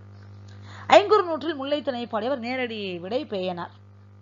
கோடல் குவிமுகை அங்கை அவள. கோடல் என்பதன் பொருள் அப்படிங்கிறப்போ கோடல் அப்படிங்கிறது காந்தல் மலரை குறிக்குது. அது குறிப்பா வெண்காந்தல் அப்படிங்கிறது சொல்றாங்க. நம்ம நிறைய பேர் காந்தல் அப்படிங்கிறப்போ டக்குன்னு அழகா இங்க பாருங்களேன். குவிமுகை அங்கை அவள, கை உள்ளங்கை மாதிரி அது விரிஞ்சிருந்துச்சு அப்படிங்கிறப்போ பெண்களோட கைக்கு வந்து காந்தல் மலர் தான் நம்ம ஒப்பிடுவோம். பெண்கள் கை சிவந்த நிறத்துல இருக்கும் உள்ளங்கை, அதனால செங்காந்தலா இருக்கும் அப்படின்றதுதான் பெரும்பான்மையாளர்கள் சிந்தனை. ஆனா கோடல் என்பது வெண்காந்தலை குறைக்கும் அப்படின்னு சொல்லி குறிப்பே கொடுத்திருக்காங்க. வெளிப்படையான பதில் நமக்கு கிடைச்சிருச்சு. தவறான, செங்காந்தல் என்பது தவறு, வெண்காந்தல் என்பதுதான் சரி. அடுத்து மாரி பித்திகத்து நீர்வார் கொழுமுகை இரும்பனம் பசுங்குடை பலவுடன் பொதிந்து என குறுந்தொகை பாடலை பாடியவர் சிறைக்குடி ஆந்தையார். நம்ம குறுந்தொகை வீடியோ போடுறப்போ ஊர் பெயரால் புகழ் பெற்றவர்கள் அப்படின்னு சொல்லி பார்க்குறப்போ சிறைக்குடி ஆந்தையார் பற்றி குறிக்கிறப்ப இந்த பாடலை தான் நான் மேற்கோளா கொடுத்திருந்தேன். அதனால இது உறுதியா தெரியும். மாரி பித்திகத்து நீர்வார் கொழுமுகை இரும்பனை பசுங்குடை பலவுடன் பொதிந்து அப்படிங்கிறது இந்த குறுந்தொகை பாடல் தான். சிறைக்குடி ஆந்தையார் பாடியது. மாதா உடல் செழித்தால் வல்விலையோர் கால் செழித்தேன் வேதாவும் கை செழித்து விட்டானே என்ற பிறவிக்கு அஞ்சு பாடியவர் யார்? பட்டினத்தார். அந்த தாயை வந்து சிறையில வச்சு அவர் வந்து தீமூட்டுவார். எல்லா வாழ்க்கையும் விட்டுட்டு போயிடுவார். அன்னைக்கு செஞ்ச சத்தியத்துக்காக இறுதி சடங்கு மட்டும் செய்யறதுக்காக வருவார். அப்படி வரப்போ அந்த தாயோட உடலை பார்த்து சொல்லுவா, எனக்காக இவ வந்து ரொம்ப நொந்து போயிட்டா, என்னை சுமந்து பெற்று எடுக்கிறதுக்குள்ள அந்த உடம்பு சலிச்சு போச்சு. அப்படிப்பட்ட என் தாய்க்கு நான் வந்து இன்னைக்கு இந்த அன்னை இட்ட தீ முப்புறத்திலேங்கிற அந்த பாடல் வரிகளோட இந்த தொடர்ச்சியா வரும். அப்படிங்கிறப்ப இது வந்து பட்டினத்தார் பாடல்கள் தான். அடுத்து பண் சுமந்த பாடல் என்னும் தொடர் இடம்பெற்ற திருவாசக பகுதி. இது எல்லாமே திருவாசகத்துக்குள்ள இருக்கக்கூடியதுதான். இதுல வந்து திருவம்மானை, அம்மானை என்பது அந்த கதை பாடல், கேள்வி கேட்டு பதில் சொல்ற மாதிரி இருக்கக்கூடியது. அதுதான் வந்து நிறைய பண்ணு இருக்கான் திருவாசகத்திலே. அதிகமாக பண்ண அமைந்த பகுதி அப்படின்னா அது திருவம்மானை பகுதி தான். திருவம்மானை அப்படிங்கிறது தான் சரி. அடுத்து மணிமேகலையின் காதைகளில் மிகுதியும் அமைந்த யாப்புங்கிறப்போ நிலைமண்டலி ஆசிரியப்பாக தான் பெரும்பாலும். அந்த ஒரு காதை மட்டும் மாறி அமைஞ்சிருக்கும், மற்ற எல்லாமே நிலைமண்டல ஆசிரியப்பால தான் அமைஞ்சிருக்கும். எல்லை காப்பது ஒன்றில்லை ஆகிய நீர் எத்துக்கு இங்கிருந்து எம்பிரானீரே என்பது அடுத்த வினா. ஏன்னா அறியால் உணராகும் சைவ சமய நெறி. இந்த கூற்று சொன்னவர் யாருன்னு கேட்கல, சொன்னவர் யாரு அப்படின்னு முதல்ல கண்டுபிடிக்கணும். அப்புறமா அவர் எந்த நெறியை சேர்ந்தவர்னு நமக்கு தெரியணும். இங்க 4 நெறி கொடுத்திருக்காங்க. மகன்மை நெறி, அடிமை நெறி, தோழமை நெறி, குரு சீடர் நெறி. மகன்மை நெறினா திருஞான சம்பந்தர் சிறுகாழி பதிகத்துல உமையமேடும் ஞானப்பால் உண்டவர் தந்தைக்கும் மகனுக்குமான உறவு மகன்மை நெறி. அடிமை நெறி திருநாவுக்கரசருக்கானது இல்லையா, தொண்டர், தன்னை தொண்டர்னு சொல்லிக்கிறார், திருத்தொண்டர். தோழமை நெறிகிறது சுந்தரருக்கு, வன் தொண்டர்னு பேரு, இறைவனை நண்பனா ஏத்துக்கிட்டார், தம்பிரான் தோழர்னு பேரு. குரு சீடர் மாணிக்க வாசகருக்கானது. ஏன்னா குருந்த மரத்தடியில் ஞானாசிரியராக இறைவனே வந்து மாணிக்க வாசகருக்கு போதிச்சிருப்பார். அப்படிங்கிறப்ப இவங்க சைவ சமய குறவர்கள் 4 பேருமே கொடுத்தாங்க. 4 பேரோட நெறி நமக்கு தெரிஞ்சு போச்சு, 4 பேரோட பேர் தெரிஞ்சு. இந்த பாட்டு யார் சொன்னதுன்னு தெரியணும், சொன்னாதான் அந்த நெறியை கண்டுபிடிக்க முடியும். இங்க பெரும்பாலான ஆசிரியர்கள் செய்த தவறு என்ன தெரியுங்களா, அந்த எம்பிரானீரே அப்படின்னு இந்த கடைசி சொல்ல பிடிச்சிட்டு பிரான் என்றால் தலைவன், என்னுடைய தலைவனே அப்படிங்கிறப்ப இப்ப தலைவன் யார சொல்லுவோம், தந்தையை சொல்ல மாட்டோம். குரு வந்து மதிக்கத்தக்கவர், அவர் வந்து தலைவனுக்கும் மேலானவர். அப்படிங்கிறப்ப பெரும்பாலானவர்கள் என்ன பண்ணிட்டாங்கன்னா தலைவன் தொண்டன் அப்படின்ற மாதிரி அடிமை மார்க்கம், அடிமை நெறி, திருநாவுக்கரசருக்கான நெறி அப்படிங்கிற மாதிரி போட்டாங்க. ஆனா கொஞ்சம் யோசிச்சிருந்தா இதுக்குள்ள ஒரு அழகான வார்த்தை இருக்கு. இதுக்கு இந்த வினாவுக்கு மட்டும்தான் எனக்கு தெரிஞ்சு விடை கண்டுபிடிக்கிறதுக்கான ஒரு சூசகமான விடை குறிப்பு அதுக்குள்ள இருந்துச்சு. எத்துக்கு இங்கிருந்தீர் அப்படிங்கிற வார்த்தை. என்னத்துக்கு ஏன் இங்க இருக்க அப்படின்றதுதான் அதோட பொருள். நம்ம இறைவனை பார்த்து எதுக்கியா இங்க இருப்போம்னு கேள்வி கேட்போமா? தந்தை மகனை பார்த்து கேட்க மாட்டான், குரு ஆசிரியர் பார்த்து கேட்க மாட்டான், தொண்டன் தலைவனை பார்த்து கேட்க மாட்டான். யாரை பத்தி கேட்பான்? நண்பனை தான் பார்த்து கேட்பான். உனக்கு வேலை இருக்குல்ல, எல்லை காப்பது ஒன்றில்லையாக, உனக்கு வேலை எல்லாம் இருக்குல்ல, எல்லையை காக்கக்கூடிய வேலையெல்லாம் அதெல்லாம் விட்டுட்டு எதுக்குயா நீங்க வந்து உட்கார்ந்துருக்க அப்படின்னு சொல்லி கேட்கிறேன். அப்படி உரிமையோட யார் கேட்பாருன்னா நண்பர் தான் கேட்பாங்க. சுந்தரர் தம்பிரானின் தோழர். அதனால தோழமை நெறி அப்படிங்கறதுதான் சரி. சுந்தரர் பாடிய 7ஆம் திருமுறையோட 499வது பதிகத்துல இந்த வரிகள் இருக்கு. நான் சான்றோட சொல்றேன், 499வது பதிகம் இந்த வரிகளோட இருக்கு, தேடி பார்த்துக்கலாம். அடுத்து திருநாம பதிகத்தின் ஆசிரியர் யார்? எல்லாரும் இங்க பண்ண தப்பு என்னன்னா, திருநாமம் அப்படின்னா நாமம் என்றால் பெருமாளுக்குரியது, நாமம் என்றால் பெயர். திருமாலுக்கு தான் நம்ம அஷ்டோத்திரம்லாம் சொல்லுவோம், 108 மந்திரங்கள்லாம் உண்டு, பேரை வரிசையா சொல்லுவோம் அப்படின்னு நினைச்சிட்டு இருக்கோம். ஆனா இது இந்து சமய, சைவ சமய, வைணவ சமய இலக்கியம் சார்ந்தது கிடையாது. கிறிஸ்தவ சமய காப்பியத்தில் ரட்சண்ய யாத்திரிகத்துல தேவாரம்ங்கிற பதிகம் இருக்கிற மாதிரி இந்த திருநாம பதிகம் என்ற ஒரு பதிகம் இருக்கு. அப்போ ரட்சண்ய யாத்திரிகத்தின் ஆசிரியர் எச்.ஏ. கிருட்டிண பிள்ளை என்பதுதான் சரி, சந்தேகமே இல்லை. இது திருநாம பதிகத்தின் ஆசிரியர் எச்.ஏ. கிருட்டிண பிள்ளைங்கிறது உறுதியான விதைதான். அடுத்து சிலப்பதிகாரத்தில் காணப்படும் தோரிய மகளிர் என்பவர்கள் யார் அப்படிங்கிறப்போ, புகார் காண்டத்துல மாதவியோட 11 வகை நடனம் ஆடுறப்போ மாதவி மேடையில ஏறா, அவ வலதுபுறமா ஏறி வர்றப்போ அவருக்கு இடதுபுறமாக இந்த தோரிய மகளிர் வந்து நின்றார்கள் அப்படிங்கிறாங்க. தோரிய மகளிர் என்பவர்கள் பாடல்களை பாடும் பெண்கள் அப்படின்னு சொல்லி குறிப்பு கொடுக்குறாங்க. அப்போ இங்க வந்து தோரிய மகளிர் என்பதற்கு பாடும் பெண்கள் அப்படிங்கிறது தான் சரியான விடை. அடுத்து தேவர், மனிதர், விலங்குகள், பறவைகள், ஊர்வன, நீர்வாழ்வன என வில்லி பாரதத்தில் வரும் இவ்வாறும் டேஷ் ஆகும். பாருங்களேன், தேவர், மனிதர், விலங்குகள், பறவைகள், ஊர்வன, நீர்வாழ்வன அப்படிங்கிறப்போ நமக்கு வந்து அகத்திணையில பாக்குறப்போ, அகப்பொருளை பாக்குறப்போ இதெல்லாம் நமக்கு எங்க வந்துடும்னா கருப்பொருள்ல வந்துடும்.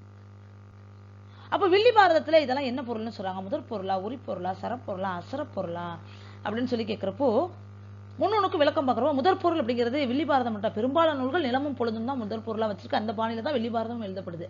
அதுல முறை மாறின மாதிரி எனக்கு தெரிஞ்சு இல்லை. உரிப்பொருள் கண்டிப்பாக அங்க கிடையாது. சரப்பொருள் அப்படிங்கிறது இருக்கிறதுக்கு தான் அதிகமான வாய்ப்பு இருக்கு. ஏன்னா சரப்பொருள் என்பதற்கான விளக்கம் என்ன சொல்றாங்கன்னா, இயங்கக்கூடிய பொருள்கள் சரப்பொருள். ஒரு இடத்துல நிலையாக இல்லாமல் அங்கும் இங்கும் இயங்கிக்கிட்டே இருக்கும், அசைஞ்சுக்கிட்டே இருக்கும். அதுக்கு பேரு சரப்பொருள்னு பேரு.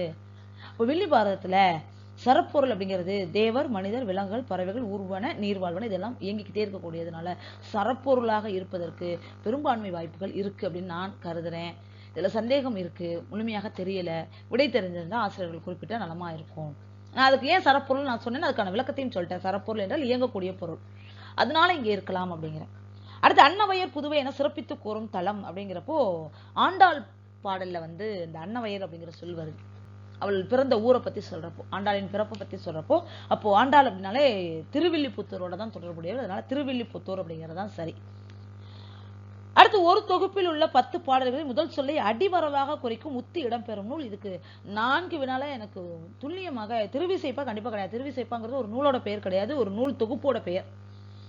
அப்போ திருவிசைப்பாங்கிறது கண்டிப்பா கிடையாது தெரியுது. மீது 3ல எதுன்னு எனக்கு முழுமையாக ஐடியாவே இல்லாத கொஸ்டின் அப்படின்னா இது சொல்லலாம். எனக்கு சுத்தமாகவே இது தெரியல, தேடிக்கிட்டே இருக்கேன், எனக்கு பதிலும் கிடைக்கல.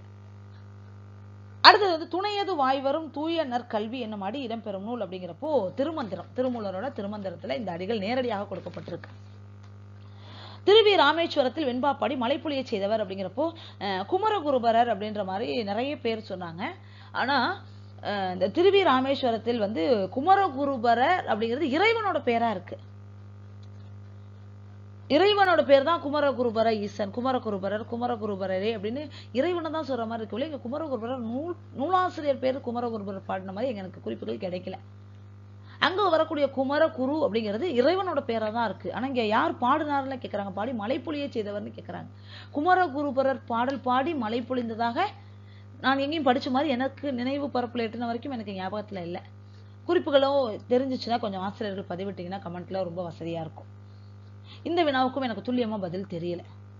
காயும் கதமின்மை நன்று என்கிறது நாலடியார், நேரடி விடைதான். நாலடியார்ல பாடல் வரிகள்ல கொடுத்திருக்காங்க. பாடல் வரி எனக்கு இப்போ ஞாபகத்துல இல்லை, பார்த்தேன், எனக்கு சரியா ஞாபகத்துல இல்லை.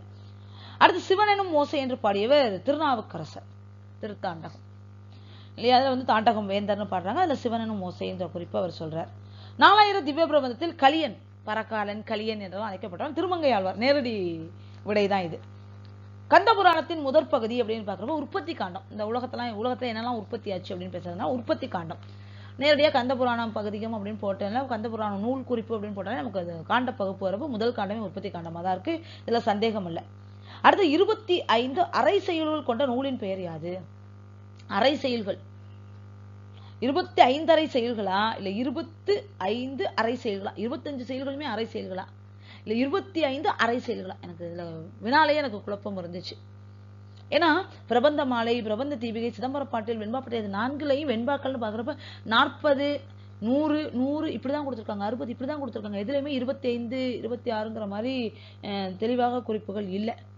அதனால இந்த வினாவுக்கும் எனக்கு துல்லியமா விடை தெரியல. வெண்பா பாட்டியலாக இருக்கலாம் அப்படின்னு ஒரு சிந்தனை இருக்கு. ஏன்னா அதுல வந்து 26வது பாடலுக்கு அப்புறம் பாடல்கள் இல்லை. அதனால அதுவா இருக்கலாம் அப்படின்னு தோணுது. எனக்கு சுத்தமா தெரியல. அந்த 26ங்கிறது பிரபந்த மாலையா வெண்பா பாட்டியலாங்கிறதுல எனக்கு சந்தேகமா இருக்கு. அதனால இந்த வினைக்கு வந்து பதில் தெரியல. நைவளம் இந்தளம் என பண் சுமந்த பாடல்கள் இந்த முதல் பதிகம் பாடியவர் வந்து திருஞான சம்பந்தர். பண் அப்படின்னாலே திருஞான சம்பந்தர் தான் தேவாரத்துல அதிகமான பண்களை பயன்படுத்தியவர். இந்த செய்திகளே இருக்கு, இந்தளப்பண் அப்படிங்கிற வரிகள் இருக்கு சம்பந்தர் தேவாரத்துல. அடுத்து மங்களம் வகைமையில் முதற் பகுதியில் அமைந்த பாடல்களின் எண்ணிக்கையை குறிக்கும் மங்களம் இது. மங்களம் நம்ம சிற்றிலக்கியத்துல வகைப்படுத்துறப்ப மங்களம், நாள் மங்களம், மண்ணு மங்களம், அந்த மாதிரி மங்களம் அப்படிங்கிறதுல வந்து என்ன நூல் வந்து முதல்ல குறிச்சிருக்காங்க, முதற் பகுதியில் அமைந்த பாடல்களின் எண்ணிக்கையை குறிக்கக்கூடியது அப்படின்னு பாக்குறப்போ எனக்கு தெரிஞ்ச வரைக்கும் எங்கேயோ படிச்ச மாதிரி இருக்கு. பெருமங்கலம் அப்படின்ற மாதிரி ஏதோ ஒரு காலத்துல படிச்ச மாதிரி, எங்கேயோ படிச்ச மாதிரி ஒரு நினைவு இருந்ததுன்னா நான் அது குறிச்சிருக்கேன். ஆனா அது சரியா தவறாங்கிறது எனக்கு துல்லியமா தெரியல. இந்த சந்தேகமா இருக்கக்கூடிய வினாக்கள்ல இதையும் நான் வச்சிருக்கேன். பாட்டுடை தலைவனை வாழ்த்தாது நூலை ஆக்குவித்தவனை பாடும் கூழ் அடுதல் என்னும் பகுதி இடம்பெறும் பாடலின் நூல். அப்படிங்கிறப்ப கூழ் அடுதல் பத்தி கலிங்கத்து பாரணை பேசுது. கலிங்கத்து பாரணியாக இருக்கலாம். கலிங்கத்து பாரணியில் சுட்டப்பெறும் கலிங்க தேசம் இன்று எவ்வாறு அழைக்கப்படுதுன்னா ஒடிசா. நமக்கு நல்லாவே தெரியும். பேய் போல் திரிந்து பிணம் போல் கிடந்து பெண்ணை தாய்போல் நினைத்து தவம் முடிப்பது எக்காலம். எக்காலம் எக்காலம் எக்காலம்னே பாடியிருப்பாரு. யாருன்னா நம்ம பத்திரகிரியா. குதம்பை சித்தர் குதம்பாய் குதம்பாயின்னு பாடுவாரு. நம்ம பாம்பாட்டு சித்தர் வந்து ஆடு பாம்பே ஆடு பாம்பேன்னு பாடியிருப்பாரு. இந்த ஒவ்வொரு சித்தர்கள் படிக்கிறப்பையும் நம்ம ஒரு குறிப்பு வச்சு படிச்சோம். அந்த வகையில இந்த எக்காலம் எக்காலம்ங்கிற குறிப்பு வந்து பத்திரகிரியாருக்கு வச்சு, பத்திரகிரியார் பாடல்கள்னு பார்த்தீங்கன்னா எல்லா பாடல்களும் எக்காலம் எக்காலம் அப்படின்னே வரும். அதனால இது வந்து பத்திரகிரியார் பாடல். பல்நார் உரையின் பதினன்று மாசர கற்பின் ஒருவர் மதினன்று என்ன கூறுபவர் அப்படின்னு பாக்குறப்போ விளம்பி நாகனார் அப்படின்னு சொல்லி சொல்றாங்க. நான்மணிக்கடிகையோட ஆசிரியர் விளம்பி நாகனார். அடியார்களின் ஒழுக்கம் காலை துதி உண்மை வற்புறுத்தலின் உட்பிரிவுகள் இடம்பெறும் நூல். பாருங்களேன், இதுவும் திருநாம பதிகம் பார்த்தோம் இல்லையா, ரட்சணை யாத்திரிகம், அதுக்குள்ள தேவாரமும் பகுதியும் இருக்கு. 144 தேவார பாடல்கள் அதுக்குள்ள வச்சிருப்பாங்க. அதுக்குள்ளேயே பாக்குறப்போ இந்த அடியார்களின் ஒழுக்கம் காலை துதி உண்மை வற்புறுத்தல்ங்கிற உட்பிரிவுகள் இருக்கு. அப்ப இதுக்கும் ரட்சணை யாத்திரிகம் தான் பதில். அங்க கிருஷ்ணபிள்ளை பதில், இங்க ரட்சணை யாத்திரிகம் பதில். ஒரே நூல்ல இருந்து 2 கேள்வி. தக்கோன் என திரு என்று கூறியவர் ஔவையார். யானையின் மன்னாரை காண்டன் இனி மின்னா ஊனை தின்று ஊனை பெருக்குதல் முன்னின்னா. வெளிப்படை வினா. இன்னா இன்னான்னு வந்தாலே இன்னான் அறுப்பது நமக்கு நல்லாவே தெரியும். அடுத்தது மணிநீர் இளஞ்சி என்பது 10ஆம் வகுப்பு பாடப்புத்தகத்தில் இருக்கு. இளஞ்சி என்பது நல்ல குடிப்பதற்கான நீர்நிலை, பளிங்கு போலும் நீருடைய பொய்கை, அதுதான் இளஞ்சின்னு சொல்லுவாங்க. இது தெரிஞ்சதுதான். சூளாமணி காப்பியத்திற்கு உரையாசிரியர் பெருமலை புலவர் அப்படின்னு அழைக்கப்படக்கூடிய போவே சோமசுந்தரனார் அவர்கள் உரை எழுதியிருக்காங்க. இலக்கிய வரலாறுகள்ல இருக்கு. நம்மளோட காணொலியிலையும் நான் பதிவு செஞ்சிருக்கேன். திருவாளூர் மாலையில் திருக்குறளை குறிப்பதாக மிகுதியும் கையாளப்பெறும்னா முப்பால். அந்த 14 கீழ்கணக்கு நூல்கள் பாடல் ஒன்று வரும் இல்லையா, ஞாபகம் இருக்கும்னு நினைக்கிறேன். 4 அடி 440 40 முப்பால் கடுகும் கோவை அப்படின்னு வரும். அதுலேயே அந்த முப்பால் தான் கொடுத்துருப்பாங்க. வள்ளுவம்னோ திருக்குறள்லாம் அங்கே கொடுத்துருக்க மாட்டாங்க. முப்பால் என்பதுதான் சரி. அடுத்து வெண்பாயாப்பின் அனைத்து வகைகளும் இடம்பெற்ற 14 கீழ்கணக்கு நூல்னா ஆசாரக்கோவை. ஆசாரக்கோவையில தான் பல வகையான யாப்புகள் கலந்து எழுதியிருக்காங்க. இவர் நம்ம முனைப்பாடியார் எழுதியிருப்பார். அதனால அங்க வந்து இது நேரடி விடைதான். வெல்வது வேண்டின் வெகுளி விடல் என அறிவுறுத்தும் நூல் எது அப்படின்னு பாக்குறப்போ இங்க வந்து நான்மணிக்கடிகை அப்படின்னு சொல்லி சொல்றாங்க. வெல்வது வேண்டின் வெகுளி விடல். கண் மகிழ்ந்து துடிவிம்ம புண் மகிழ்ந்து, தனது உடம்புல இருக்க புண்ணை பார்த்து ஒரு வீரன் மகிழ்ந்தான் அப்படிங்கிறப்போ நமக்கு நல்லா தெரியும். இதுதான் நேரடியா கேட்டாங்க. புறப்பொருள் வெண்பா மாலையிலிருந்து நேரடியாக கொழுவை கொடுத்து கேட்டாங்க. பிள்ளை தெளிவு. பெயரினும் வினையினும் பின்முன் ஓரிடத்து ஒன்றும் பலவும் வந்து ஒன்றுவது எது அப்படின்னு கேட்குறாங்க. இந்த வினால வந்து பெயர் சொல்ல வினை சொல்லி இல்லைன்றது நல்லா தெரியும். இங்க இடைச்சொல்லா உரிச்சொல்லா அப்படிங்கிறப்ப பெரும்பாலானவர்கள் வந்து இடைச்சொல் அப்படிங்கிறாங்க. ஆனா தொல்காப்பியத்துல வந்து உரிச்சொல் அப்படிங்கிற செய்தியும் இருக்கு. கொஞ்சம் ஆழமா நீங்க பாக்குறப்போ உரிச்சொல் அப்படிங்கிற செய்தியும் இருக்கு. பெயரினும் வினையினும் பெயர் சொல்லையும் வினை சொல்லையும் சார்ந்து வரும். பின் முன் ஓரிடத்து பின்னால வரும் இல்ல முன்னால வரும். சரிங்களா? இடைச்சொல்லுக்கான இடம் அப்படிங்கிறப்ப இடையிலையும் இறுதியிலையும் தானே வரும். முன்னால இடைச்சொல் வருமா? இடைச்சொல்லுக்கான இடம் முன்னால இடம்ங்கிறப்ப நம்ம எங்கேயுமே பார்க்கவே இல்லையே. உரிச்சொல் முன்னால வரும். உரிச்சொல் பெயர்லையும் வரும் வினையிலையும் வரும். ஆனா இங்க கொடுத்துருக்காங்க பாருங்க, பெயரினும் வினையினும் பின்னாலையும் வரும் முன்னாலையும் வரும். ஏதோ ஒரு இடத்துல 2 இடத்துலயும் வரும்னு சொல்லல.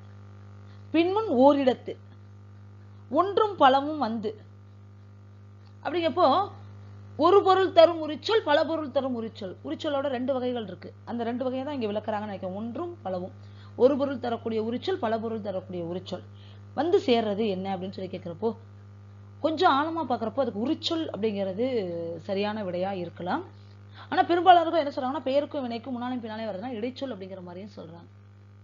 இப்ப நான் யோசிச்ச சிந்தனை சரியா அப்படிங்கறத கொஞ்சம் ஆசிரியர்கள் யோசிச்சு சரியா இருக்குன்னா நீங்க விடைய வந்து இடைச்சொல் தான் அப்படின்னா அதுக்கான நூற்பாவையும் போடுங்க. உரிச்சொல்னா அதற்கான, ஏன்னா ஏதோ ஒரு இடத்துல நூற்பாவே நான் படிச்ச மாதிரி எனக்கு ஞாபகம், உரிச்சொல் அப்படின்ற மாதிரி.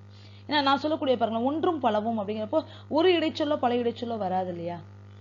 ஒரு சொல்லுல ஒண்ணுதான் வரும், ஒரு இடைச்சொல் தான் வரும். ஆனா இங்க கொடுக்கப்போ ஓரிடத்து முன்னாலேயும் பின்னாலேயும் ஏதோ ஒரு இடத்துல வரும், ஒன்றும் பலவும் வந்தும். அப்படிங்கிறப்ப இந்த ஒன்று பலவுங்கிறது நேரம் இடைச்சொல்ல சொல்றாங்களா, இல்ல ஒரு பொருள் குறித்த உரிச்சொல் பல பொருள் குறித்த ஒரு உரிச்சொல் அப்படி சொல்றாங்களாங்கிற ஒரு குழப்பமும் இருக்கு இதுல. அடுத்து ஓரடி முழுவதும் ஒரு சொல்லே வர தொடுப்பது இரட்டை தொடை. நமக்கு நல்லாவே தெரியும், ஒக்குமே ஒக்குமே ஒக்குமே ஒக்குங்கிறது அந்த இரட்டை தொடைக்கு சான்றா நம்ம எல்லாருமே படிச்ச பாடல். ஒரு வரி ஃபுல்லா ஒக்குமே ஒக்குமே ஒக்குமே ஒக்கும்னு இருக்கும், அடி முழுக்க ஒரே சீர், அதனால இரட்டை தொடை. அடுத்து தனியே நின்று ஒரு பொருள் பயந்து முற்று பெறும் செய்யுள் எவ்வகை அழைக்கிற முத்தக செய்யுள் அப்படிங்கிறத இதற்கான விடை. இது நேரடிதான். பொடி போல சிதறி கிடக்கும், பொடி அப்படின்னாலே சுண்ணம், சுண்ண பொடி. இப்போ சுண்ண மொழி மாற்று பொருட்கள்ங்கிறது சரி. அன்னம் சேர்ந்த மிடற்று எழு வலிசை கண்ணுற்று அடைய பிறக்கும், அன்னத்தோடு தொண்டையிலிருந்து எழக்கூடிய அந்த காற்று போய் பொருந்துறப்ப எகரம் பிறக்கும். உச்சரிச்சு பார்த்தாலே நம்ம அதை எழுதியிருக்கலாம். கருவி கருத்தா உடல்நிலை பொருள்களை உணர்த்தும் வேற்றுமை பள்ளிப்பாட புத்தகத்திலே இருக்கு, 3ஆம் வேற்றுமை கருவி கருத்தா உடல்நிலை அப்படிலாம். அடுத்து மகரத்தை இறுதியாக உடைய சொற்கள் பெறும் சாரைகள் அத்துச்சாரையும் மின்சாரையும், இதுவும் தெளிவானதுதான். நீட்டல் சுழித்தல் குறில் மெய்க்கு இரு புள்ளி என குறிப்பிட்டவர் யார்? பாருங்களேன், இதுல 2 பேர் குழப்பம் ஏற்படலாம். ஐயனார் மொழியை பத்தி பேசல, அவர் வந்து புறத்திணையை பத்தி பேசுறார். சமண முனிவர் நாளடி அறக்கருத்துக்களை பத்தி பேசுறார். இங்க மொழியை எழுத்தை பத்தி பேசுறவங்க 2 பேர். ஒருத்தர் ஆரம்ப காலத்துல இருந்து பேசிட்டு இருக்கோம் தொல்காப்பியர், இன்னொருத்தர் வீரமாமுனிவர். அப்போ இந்த வார்த்தையை பார்க்க நீட்டல் சுழித்தல் குறில்மை கிருப்புள்ளிங்கிறது தொல்காப்பிய நூற்பா மாதிரியே இருக்கேன்னு சொல்லி தான் நம்ம பெரும்பாலானவர்கள் யோசிச்சிருப்போம். ஆனா இவர் என்ன பண்றாருன்னா, தொல்காப்பியர் சொன்ன எழுத்துல சீர்திருத்தம் செய்யறாரு வீரமாமுனிவர். என்ன பண்றாரு, அந்த எகரத்தை ஏகாரமா கீழே இழுத்திருப்பார், ஒற்றை கொம்ப ரெட்டை கொம்பா சுழிச்சிருப்பார்.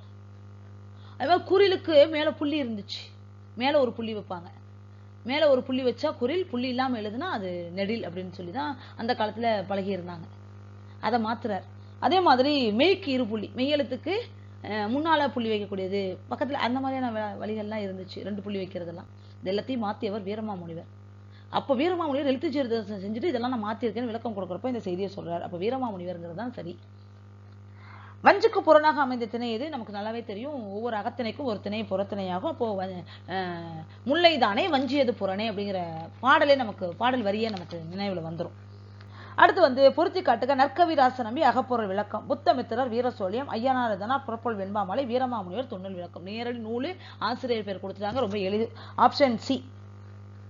அடுத்து அருந்திரை அளப்ப ஆரிய சினத்தோடு பெரும்பூன் மன்னன் பெயர்தலும் அதுவே இக்கொழு, இதுதான் கொழு, புறப்பொருள் வெண்பாமலையில பேரான் வஞ்சி அப்படிங்கிறது இதற்கான விடை.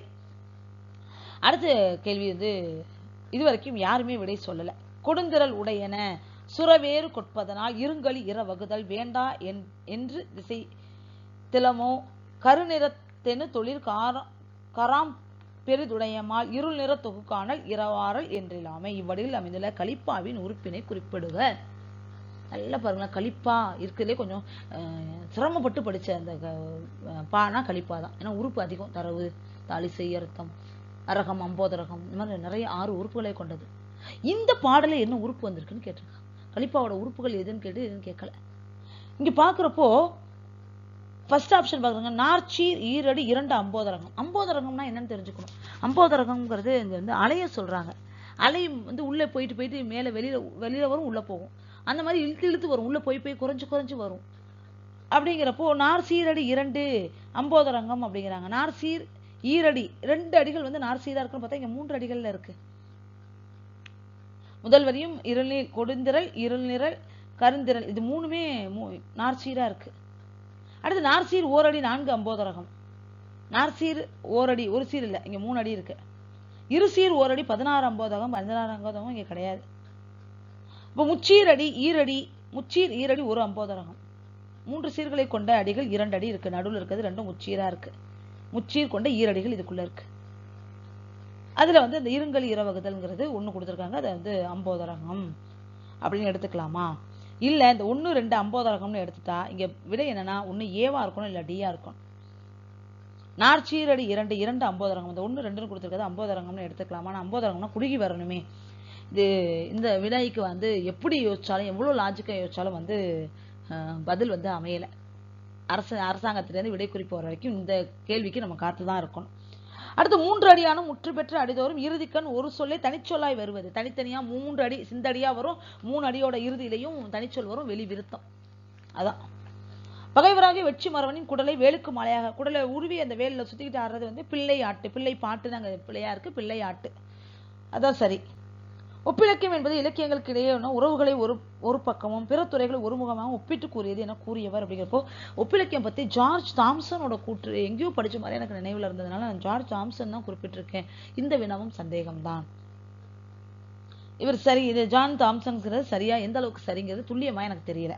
இப்ப நம்ம பிள்ளையாட்டுங்கிறத எவ்வளவு துல்லியமா சொன்னோமோ அதே மாதிரி இதை சொல்ல முடியல. அடுத்து மூலப்பிரதியுள்ள பொருண்மைக்கு இயன்ற வரையில் நெருக்கமாக அமையும் வடிவத்தை எவ்வாறு அழைப்பேன்னா நிகரன். மொழிபெயர்ப்பு நிகரன் அப்படின்னு ஒரு நூலே எழுதியிருக்காங்க. அந்த மொழிபெயர்ப்பு எப்படி மூல நூலோட நெருங்கி வந்திருக்கு அப்படிங்கிறத, அப்ப நிகரன் அப்படிங்கிறது சரி, துல்லியமா சொல்லலாம். இது 100% சரியான நிகரன் அப்படிங்கிறது தான் சரி. அடுத்து ஆல்பர்ட் காமூஸ் எழுதிய தி அவுட் சைடர் நாவல் அந்நியன் என்ற தமிழில் யாரால் மொழிபெயர்க்கப்பட்டதுன்னா, நிறைய தமிழ் மொழிபெயர்ப்பு ஆங்கில நூல்னா வே ஸ்ரீராம் தான். பள்ளி பாடப்புத்தகத்துல கூட அவரோட மொழிபெயர்ப்பு பகுதிகள் கதை நூல் பேர் இருக்கு. அதனால வே ஸ்ரீராம் அப்படிங்கிறது தான் இங்க சரி. அடுத்தது வந்து கடலில் மூழ்குபவனுக்கு மிதவையாக ஒரு மரக்கட்டை கிடப்பது போல நமக்கு கிடைத்திருக்கிறது ஒப்பிலக்கியம் என கூறியவர். அந்த 4 பேருமே ஒப்பிலக்கியம் பத்தி பேசியிருக்காங்க. சாவே சுப்பிரமணியன், வாயு சுப்பிரமணியன், கைலாசபதி, காசுவத்தம்பி. இதுல யார நம்ம வந்து இந்த கூற்ற சொல்லியிருப்பாங்க அப்படிங்கிறது சுத்தமாவே எனக்கு தெரியல. 4 பேருமே அதோட தொடர்புடையவர்கள். 4 பேர்ல யார் வேணாலும் இந்த கூற்ற சொல்லியிருக்கலாம். ஆனா துல்லியமா சொன்னவங்க யாருன்னு நான் தேடிக்கிட்டே இருக்கேன். 2 நாட்களாக எனக்கு விடை கிடைக்கல. அதனால இந்த கேள்விக்கு வந்து முழுமையாக விடை தெரியலங்கிறதான் உண்மை. தோமுசி ரகுநாதன் எவ்விருவரை ஒப்பிட்டு ஆராய்ந்துள்ளனா பாரதியையும் ஷெல்லியையும் ஒப்பிட்டிருக்காரு. தோமுசி பத்தி நீங்க புத்தகத்துல இலக்கிய வரலாறுல படிச்சாலும் சரி, இல்ல இணையத்துல போய் பார்த்தாலும் சரி, இந்த குறிப்புகள் இருக்கு. ஒரு ஆய்வு கட்டுரைகள், அதாவது ஆய்வு நூல்கள் எடுத்தாலே அதுல வந்து பாரதியும் ஷெல்லியும் பத்தின ஆய்வு வந்து முதல்ல இடத்துல ஃபர்ஸ்டே தான் கொடுத்திருக்காங்க. அடுத்து மூவர் உலாவை முதலாக பதிப்பித்து வெளியிட்டவர்னா உவே சாமிநாத ஐயர். உவே சாமிநாதையர் பத்தின வாழ்க்கை குறிப்புல பாக்குறப்போ அவர் சிற்றிலக்கியங்களை பதிப்பிச்சிருக்காரு. அதுல மூவர் உலாவும் இடம்பெற்றிருக்கு. அப்போ அது சரி. பதிகம் என்னும் இலக்கிய வகை இலக்கணத்தை கூறும் நூல்கள் ஒன்று. இந்த வினைக்கு வந்து இந்த வினாக்கு வந்து எல்லாமே பாட்டியல் இலக்கியத்தோட இலக்கணத்தை சொல்லக்கூடிய நூல்கள் தான், பாட்டியல் நூல்கள் தான். ஆனா 4ல இது சரிங்கிறது முழுமையாக எனக்கு தெரியல. பல்வேறு நெல்வகைகளை கூறும் சிற்றிலக்கிய நூல்கிறது முக்கூடர் பல்லு, எல்லாருக்கும் தெரிஞ்சதுதான். அறிவு வெறுப்பித்து கொண்ட ஒரு புலவரை வெல்ல நீரோட்ட யமக அந்தாதி பாடைவர் துரைமங்கலம் சிவபிரகாசர். நீரோட்ட யமகம் அப்படிங்கிறப்போ துரைமங்கலம் சிவபிரகாசர் பந்தயம் கட்டி பாடியிருக்கிறார். அடுத்த நாடகத்தன்மை வாய்ந்த சிற்றிலக்கியங்கள் ஒன்றுங்கிறது பல்லு, நேரடி பதில் தான். இலக்கண இலக்கியங்கள் அனைத்தையும் பட்டியலிடும் நூல்ங்கிறப்போ தமிழ் விடு தூது வரிசையா வரும். சிந்தாமணியா என்று சொன்ன சிந்துமே அப்படின்ற மாதிரி நம்ம 9ஆம் வகுப்பு பாடநூல்லையே நமக்கு தமிழ் விடு தூது இருக்கு. அதுலேயே வந்து தமிழோட சிறப்புகள் எல்லாத்தையும் அப்படியே பட்டியலிட்டு இருப்பாங்க நூல் பெயரோட, குரம் என்றும் பல்லு என்றும் அப்படின்னு சொல்லி. சிந்தாமணியா இருந்த உன்னை சிந்து என்று சொன்னா வந்து சிந்துமே அப்படின்னு சொல்லி இல்லையா. அப்போ இது வந்து தமிழ் விடு தூது தான். அடுத்து ராசராசன் உலாவில் இடம்பெறும் கன்னிகள் எத்தனைங்கிறப்போ 391 கன்னிகள். எந்த நூலில் போர்க்களத்தில் 70 100 யானைகளை கொன்றவனுக்கு பரணி பாடப்படும் அப்படின்னு சொல்றப்போ இலக்கண விளக்க பாட்டியலும் பிரபந்த தீபிகையும் 1000ன்னு சொல்லுது. பன்னீர் பாட்டியல் மட்டும்தான் 700ன்னு சொல்லுது. நமது காணொலியில வந்து இந்த செய்தியை நான் பதிவிட்டிருக்கேன். பரணி, கலிங்கத்து பரணி, அதுல வந்து இந்த செய்தி குறிப்பு இருக்கு. அதனால இங்க பன்னீர் பாட்டியல் அப்படிங்கிறது தான் சரி. நகுலமலை குறவஞ்சி நூலை இயற்றியவர் ஈழத்து கவிஞர் விஸ்வநாத சாஸ்திரியார், நகுலமலை குறவஞ்சியின் ஆசிரியர். மொழி முதலெழுத்துக்களால் பாடல்கள் தொடங்குவது அகர வரிசை, அகர முதலி மாதிரி உயிரெழுத்து, அப்புறம் மெய்யெழுத்துல வர்க்கக்கோவை, வர்க்கம்னாலே வரிசைன்னு அர்த்தம். கல்கத்தா ஜெனரல் என்ற இதழ் எத்தனை பக்கங்களை கொண்டது அப்படிங்கிறப்போ எனக்கு இது வந்து இணையத்துல இருந்து அந்த தகவல் கிடைக்க முடிஞ்சிச்சு, நூல்ல இருந்து கிடைக்கல. அது எந்த அளவுக்கு துல்லியம், ஏன்னா இணையத்துல இருந்து கிடைச்சதா நான் இணையத்துல இருந்து எடுத்தேன்னு சொல்லிடுறேன். ஏன்னா இணையத்துல இருக்கிறது நம்மளால துல்லியமா நம்ப முடியல. அதனால இங்க வந்து 8 பக்கம்னு கொடுத்துருக்காங்க. இது சரியா தவறான்னு தெரியல, தெரிந்தவர்கள் பதில் சொல்லுங்க. அதே மாதிரி தமிழ் ஆங்கிலம் ஆகிய இரு மொழிகளில் செயல்படும் தமிழ் எழுத்துரு டாம், பி ஆப்ஷன், TAM. இதுவும் வந்து நான் இணையத்துல இருந்து தான் எடுத்தேன். ஆனா இது வந்து அந்த கலைச்சொல்லாக்க பகுதியிலேருந்து நான் எடுத்தேன், தமிழ் இணையத்திலேருந்து எடுத்தேன். அது வந்து பெரும்பாலும் உண்மையா இருக்கிறதுக்கு வாய்ப்பு அதிகம். டாம் அப்படிங்கிறது இங்க சரி. ஆதமி என்ற தமிழ் குறியீட்டு மென்பொருளை உருவாக்கியவர் முனைவர் ஸ்ரீனிவாசன் அவர்கள். பாடினியார் வலைப்பு யாருக்காக உருவாக்கப்பட்டது அப்படின்னு பாக்குறப்போ இளைஞர்களுக்காக உருவாக்கப்பட்டது அப்படின்னு அந்த பாடினியார் வலைப்புக்குள்ள போறப்போ இளைஞர்களுக்காகனே அழைத்து அந்த வலைப்பு பக்கத்தார் வந்து குறிப்பிடுற மாதிரியான செய்திகள் இருக்கிறதுனால இதையும் நான் இணையத்துல இருந்து அந்த இதழியல் தகவல்கள் எல்லாமே பிற்பகுதி எல்லாமே இணையத்துல இருந்தா நமக்கு தகவல்கள் கிடைக்குது, நூல் கிடைக்கல, பார்வை நூல்களையும் குறிப்புகள் இல்லை. அதனால இங்க வந்து இளைஞரா பெண்களா அப்படிங்கிற ஒரு சந்தேகம் இருக்கு. இந்த வினா வந்து ஐயமானதுதான். அதே மாதிரி கணினியில் செய்திகளின் சங்கம் என்று அழைக்கப்படுவது, இப்ப பிரச்சனை என்னன்னா திரட்டி.com இது ரெண்டுலையுமே வெறும் செய்திகள் மட்டும் இருக்கு. நீங்க போய் தேடினீங்கனாலே தெரியும். எல்லா வகை உள்ளூர் செய்திகள்ல இருந்து உலக செய்திகள் இருந்து எல்லா செய்திகளும் இது ரெண்டுக்குள்ளயுமே இருக்கு. ஆனா பெரும்பான்மை திரட்டி.comல வந்து அதிகமான நிறைய செய்திகள் அப்படியே தகவல்கள் அவ்வளவு கிடைச்சிச்சு. அதனால திரட்டி.com-ஆக இருக்கலாம் அப்படிங்கிறது என்னோட யூகம். இது எந்த அளவுக்கு சரிங்கிறது தெரியல, தெரிஞ்சவங்க சொல்லுங்க. ஃபிளிப் புக் என்பதன் பொருள் புரட்டு நூல் தெரியும். முதல் பக்கமே தலையங்கமாக அந்த இதழின் பெயர், அதாவது நாளிதழ்கள் தான் 2வது பக்கத்திலேயும் 3வது பக்கத்திலேயும் தலையங்கம் எழுதுமா, வார இதழ் வந்து முதல் பக்கத்திலேயே தலையங்கம் எழுதப்படுறது விதியா. அப்படி பாக்குறப்ப இங்க கொடுத்திருக்கிறது எல்லாமே நாளிதழ். இந்தியா என்பதுதான் வார இதழ். அந்த வகையில் இந்தியா தான் முதல் பக்கத்திலே தலையங்கத்தை கொண்ட இதழ். அடுத்தது, எனக்கு நகைச்சுவை உணர்வு இல்லாவிட்டால் நான் எப்போதோ தற்கொலை செய்து கொண்டிருப்பேன். யார் கூற்று? காந்தியடிகள் கூற்று நமக்கு நல்லாவே தெரியும், பாடப்புத்தகத்தில் இடம்பெற்றது. மொழி நடை தெளிவாக அமைவதற்கு பயன்படுத்தப்படும் வாக்கிய அமைப்பு. நல்லா பாருங்களேன், இந்த வினா படிக்கிறப்போ வாக்கியம் அப்படின்னா நம்ம பள்ளி பாட நூல்கள்ல என்னென்ன வகை வாக்கியம் இருக்கு இல்லையா? உடன்பாட்டு வாக்கியம், எதிர்வரை வாக்கியம், கலவை வாக்கியம், உணர்ச்சி வாக்கியம், செய்தி தொடர்னு படிச்சிருப்போம். செய்தி தொடர், உணர்ச்சி தொடர், அந்த மாதிரி இல்லையா? ஆனா இங்க கொடுக்கக்கூடிய மொழிநடை அப்படிங்கிறது இதழ்களுக்கான மொழிநடை. ஒரு இதழ்ல ஒரு பத்திரிகையில அந்த பத்திரிகையோட மொழிநடை தெளிவா அமையணும்னா என்ன மாதிரியான வாக்கியங்கள் இருக்கணும் அப்படின்னு சொல்லி கேட்கறாங்க. மொழிநடைங்கிறது இங்க மொழியியல்ல வரக்கூடியது இல்ல, செய்யுளியல்ல வரக்கூடியது இல்ல, இது இதழியலில் வரக்கூடிய மொழிநடை. பத்திரிகையோட மொழிநடை எப்படி இருக்கணும்னு கேட்கறாங்க. அப்படின்னு பாக்குறப்போ வெளிப்படையா உடன்பாட்டு வாக்கியமா இருந்தாதான் படிக்கிறவங்களுக்கு எளிதா புரியும். அப்படின்றப்போ உடன்பாட்டு வாக்கியமாக இருப்பதற்கு தான் பெரும்பாலான சாத்தியக்கூறுகள் இருக்கு. ஆனா இதுக்கான பதில் கிடைக்கல, எந்த நூலையும் தேடிக்கிட்டே இருக்கேன், இன்ன வரைக்கும் கிடைக்கல. ஏன்னா நம்ம மொழி வாக்கியம் அப்படின்னாலே எங்க போகுதுன்னா இணையத்துல தேடினாலும் சரி, புத்தகத்திலையும் தொடர் அமைப்பை தான் பத்தி பேசுறாங்களோ. இங்க மொழிநடைங்கிறது இதழியலுக்கான மொழிநடை. அப்ப இதழியல் சார்ந்த நூல்ல தேடினாதான் இது கிடைக்கும். இதழியலோட மொழிநடை தேடிக்கிட்டே இருக்கேன், கிடைச்சிருச்சுன்னா நானே உங்களுக்கு சொல்லிடுறேன். உலக மொழிகள் அனைத்தையும் கணினியில் உள்ளடக்கும் எழுத்துரு யூனிகோட், ஒருங்குறி. யூனிகோட தான் ஒருங்குறின்னு நம்ம சொல்றோம். நாடோடி இலக்கியம் என்ற நூலின் ஆசிரியர் கி.வா. ஜெகநாதன், தெரிஞ்சதுதான். தமிழில் முதலில் நாட்டுப்பாடலை தமிழில் முதலில் தாலாட்டு பாடலை பாடியவர். நம்ம எல்லாரும் செஞ்ச தப்பு என்னன்னா, தாலாட்டு பாடியவர்கள் தமிழ்நாட்டுல 2 பேர், 2 ஆழ்வார்கள். ஒருத்தர் வந்து குலசேகர ஆழ்வார், இன்னொருத்தர் பெரியாழ்வார். கரெக்டுங்களா? பெரியாழ்வார் கண்ணனை குழந்தையாக பாவித்து தாலாட்டு பாடியவர். குலசேகர ஆழ்வார் ராமனை தாலாட்டு பாடியவர். மண்ணு புகழ் கோசலைத்தன் மணிவயிறு வாய்த்தவனே தென்னிலங்கை கொன்முடிகள் சிந்துவித்தாய் செம்பொன்சேர் கன்னிபுரத்து கண்ணி நன்மா மதில் புடைசூல் கனபுரத்தின் கண்மணியே என்னுடைய இன்னமுதே ராகவனே தாளிலோ. குலசேகர ஆழ்வார் பாடல் இல்லையா? பெரியாழ்வார் பாடியிருக்காரு கண்ணனை குழந்தையா பாவிச்சு. ஆனா இங்க என்ன கேள்வினா, முதலில் தாலாட்டு பாடியவர். தாலாட்டு பாடினவங்க யாருன்னு கேட்டா பெரியாழ்வார்னு சொல்லலாம். முதல்ல தாலாட்டு பாடியவர் நம்மாழ்வாராம். நம்ம இப்படி ஒரு சிந்தனையே நமக்கு வந்திருக்காது. தாலாட்டு அப்படின்னால ஒண்ணு குலசேகர ஆழ்வார் பேரை தேடுவோம், இன்னொன்னு பெரியாழ்வார் பேரை தேடுவோம். குலசேகர ஆழ்வார் பேர் இங்க இல்ல, அதனால நம்ம நேரடியா பெரியாழ்வார்னு போட்டிருப்போம். ஆனா இதற்கான விடை முதலில் தாலாட்டு பாடியவர். ஒரே ஒரு வார்த்தை கொஸ்டினை பிழையாக்கிருச்சு. நம்மாழ்வார்ங்கிறது தான் சரி. தமிழ்நாட்டு நாடோடி கதைகள் என்னும் தொகுப்பினை தந்தவர் ராஜநாராயணன், கி. ராஜநாராயணன். இந்த தொகுப்பு எழுதியவர் வந்து தமிழ்நாட்டு நாடோடி கதைகள் எழுதியவர் கி.வா. ஜெகநாதன். அது எல்லாத்தையும் தொகுத்து நாடோடி கதைகள்னு தொகுப்பினை தொகுத்தவர் தான் கேட்கிறாங்க. கதைகள் எழுதியவர் யாருன்னு கேட்கல. அப்படிங்கிறப்ப ராஜநாராயணன் தான். வையம் தரும் இவ்வனமின்றி வாழும் சொர்க்கம் வேறொன்ற என்ற பாடல்கள் எக்கவிதையில் இடம்பெற்றுள்ளன. பாருங்களேன், இங்க 4மே கவிமணியோட படைப்புகள் தான். மருமக்கள் வழிமான்மையும், ஆசிய ஜோதி, உமர்கயாம் பாடல்கள், குழந்தை செல்வம். இதுல மருமக்கள் வழிமான்மையும் நகைச்சுவை காப்பியம் ஒதுக்கியலாம். குழந்தை செல்வம் குழந்தைகளுக்கானது. ஆசிய ஜோதியா உமர்கயாமா அப்படின்னு பாக்குறப்போ நம்மளோட சிந்தனை எங்க போகுதுன்னா, புத்தரோட வாழ்க்கை, புத்தர் வந்து தவம் எழுறதுக்காக காடுகள்ல தான் அலைஞ்சாரு. அப்போ வனத்தை பத்தி பேசுறதுனால ஆசிய ஜோதியா இருக்கலாம்னு பார்த்தா இங்க உமர்கயாம் பாடல்கள் ரூபாயத் அதோட மொழிபெயர்ப்பு தான் இந்த பகுதி இடம்பெற்றிருக்கு அப்படிங்கிறாங்க. அப்போ உமர்கயாம் பாடல்கள் என்பதுதான் சரி. வார்த்தையே மணல் ஓசையே ஜலம் எனும் கவிதை வேருக்கு சொந்தக்காரர் நான் பிச்சமூர்த்தி. இது நேரடியாகவே வரிகள் இருக்கு. அடுத்து வந்து நமது நாட்டில் முதலில் தொழில்நுட்பத்தில் சிறந்த நேர்படி ஒளிப்பட அச்சு முறையை பின்பற்றிய பெருமைக்குரிய இதழ் அப்படிங்கிறப்போ இந்த வினாவுக்கு வந்து விடை வந்து எனக்கு கிடைக்கவே இல்லை. நேர்படி ஒளிப்பட அச்சு முறை அப்படிங்கிறது கிடைக்கல. ஆங்கிலத்தை நான் மொழிபெயர்த்து பார்த்துட்டேன் இந்த வினாவை, அங்கேயும் எனக்கு கிடைக்கல. ஆனா பெரும்பான்மையானவர்கள் வந்து ஹிந்துவா இருக்கலாம், ஏன்னா ஹிந்து நாளிதழ் தான் வந்து ரொம்ப சோதனை முயற்சியில் அதிகமாக ஈடுபட்ட இதழ் அப்படின்னா அது ஹிந்து சொல்லலாம். அதனால ஹிந்துவா இருக்கலாம் அப்படிங்கிறது அனுமானம் தான், உறுதியான தகவல் கிடையாது. ஞாபகத்தில் வச்சுக்கோங்க. இருந்தாலும் இருக்கலாம். இருந்தா ஹிந்துன்னு எழுதினவங்க மகிழ்ச்சி அடைஞ்சுக்கலாம். வெளிக்குறிப்பு அரசாங்கத்திலிருந்து வர்றப்போ. ஒரு செய்தியை பற்றி ஒருவர் இன்னொருவரிடம் முதலில் எதை சொல்கிறாரோ அதைத்தான் முதலில் கொண்டு வர வேண்டும் என்று வழிகாட்டியவர். எல்லாருமே இதழியல் துறையில் இருக்கவங்க தான். ஆனா எளிய மக்கள், வெகுஜன மக்கள்கிட்ட எளிய நடையில மொழியை கொண்டு போய் சேர்த்தவர் சீபா ஆதித்தனார்.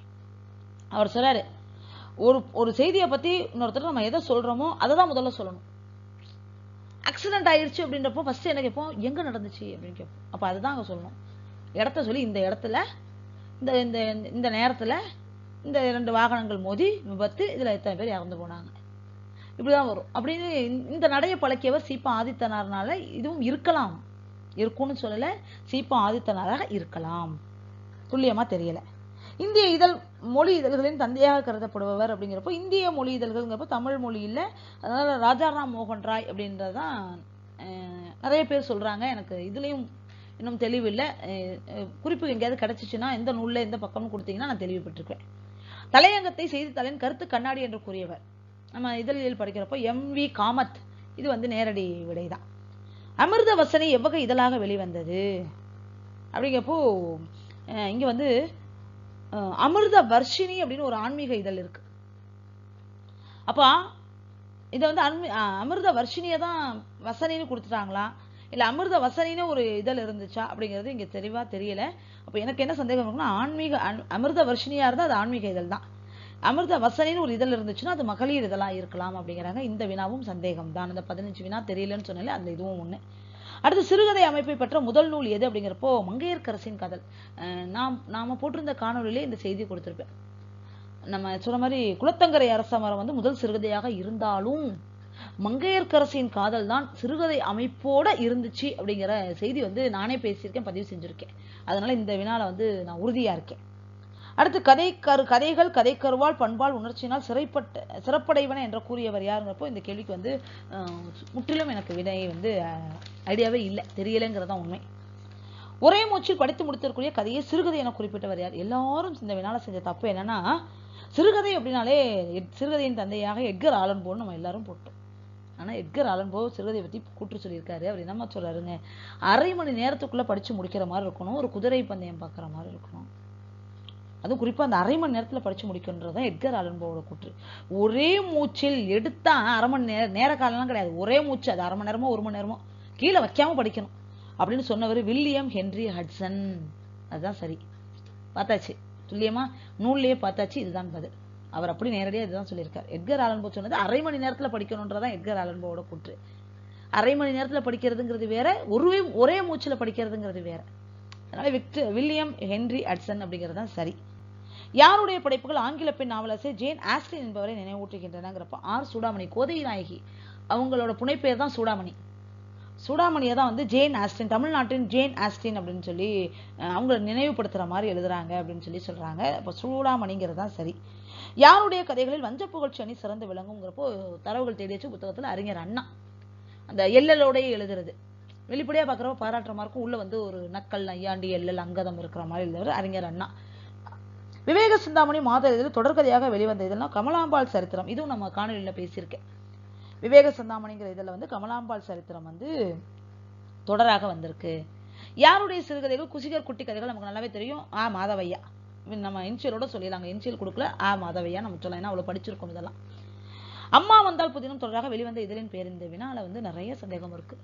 இதுல வந்து அம்மா வந்தால் வந்து தி ஜானகிராமன் எழுதுவார். அன்னைக்கணும் கீவா ஜெகன் இல்ல, தி ஜானகிராமன் தான். ஆமா, தொடர்ச்சியா பேசிக்கிட்டே இருக்கிறதுனால அந்த குழப்பம் வந்துருச்சு.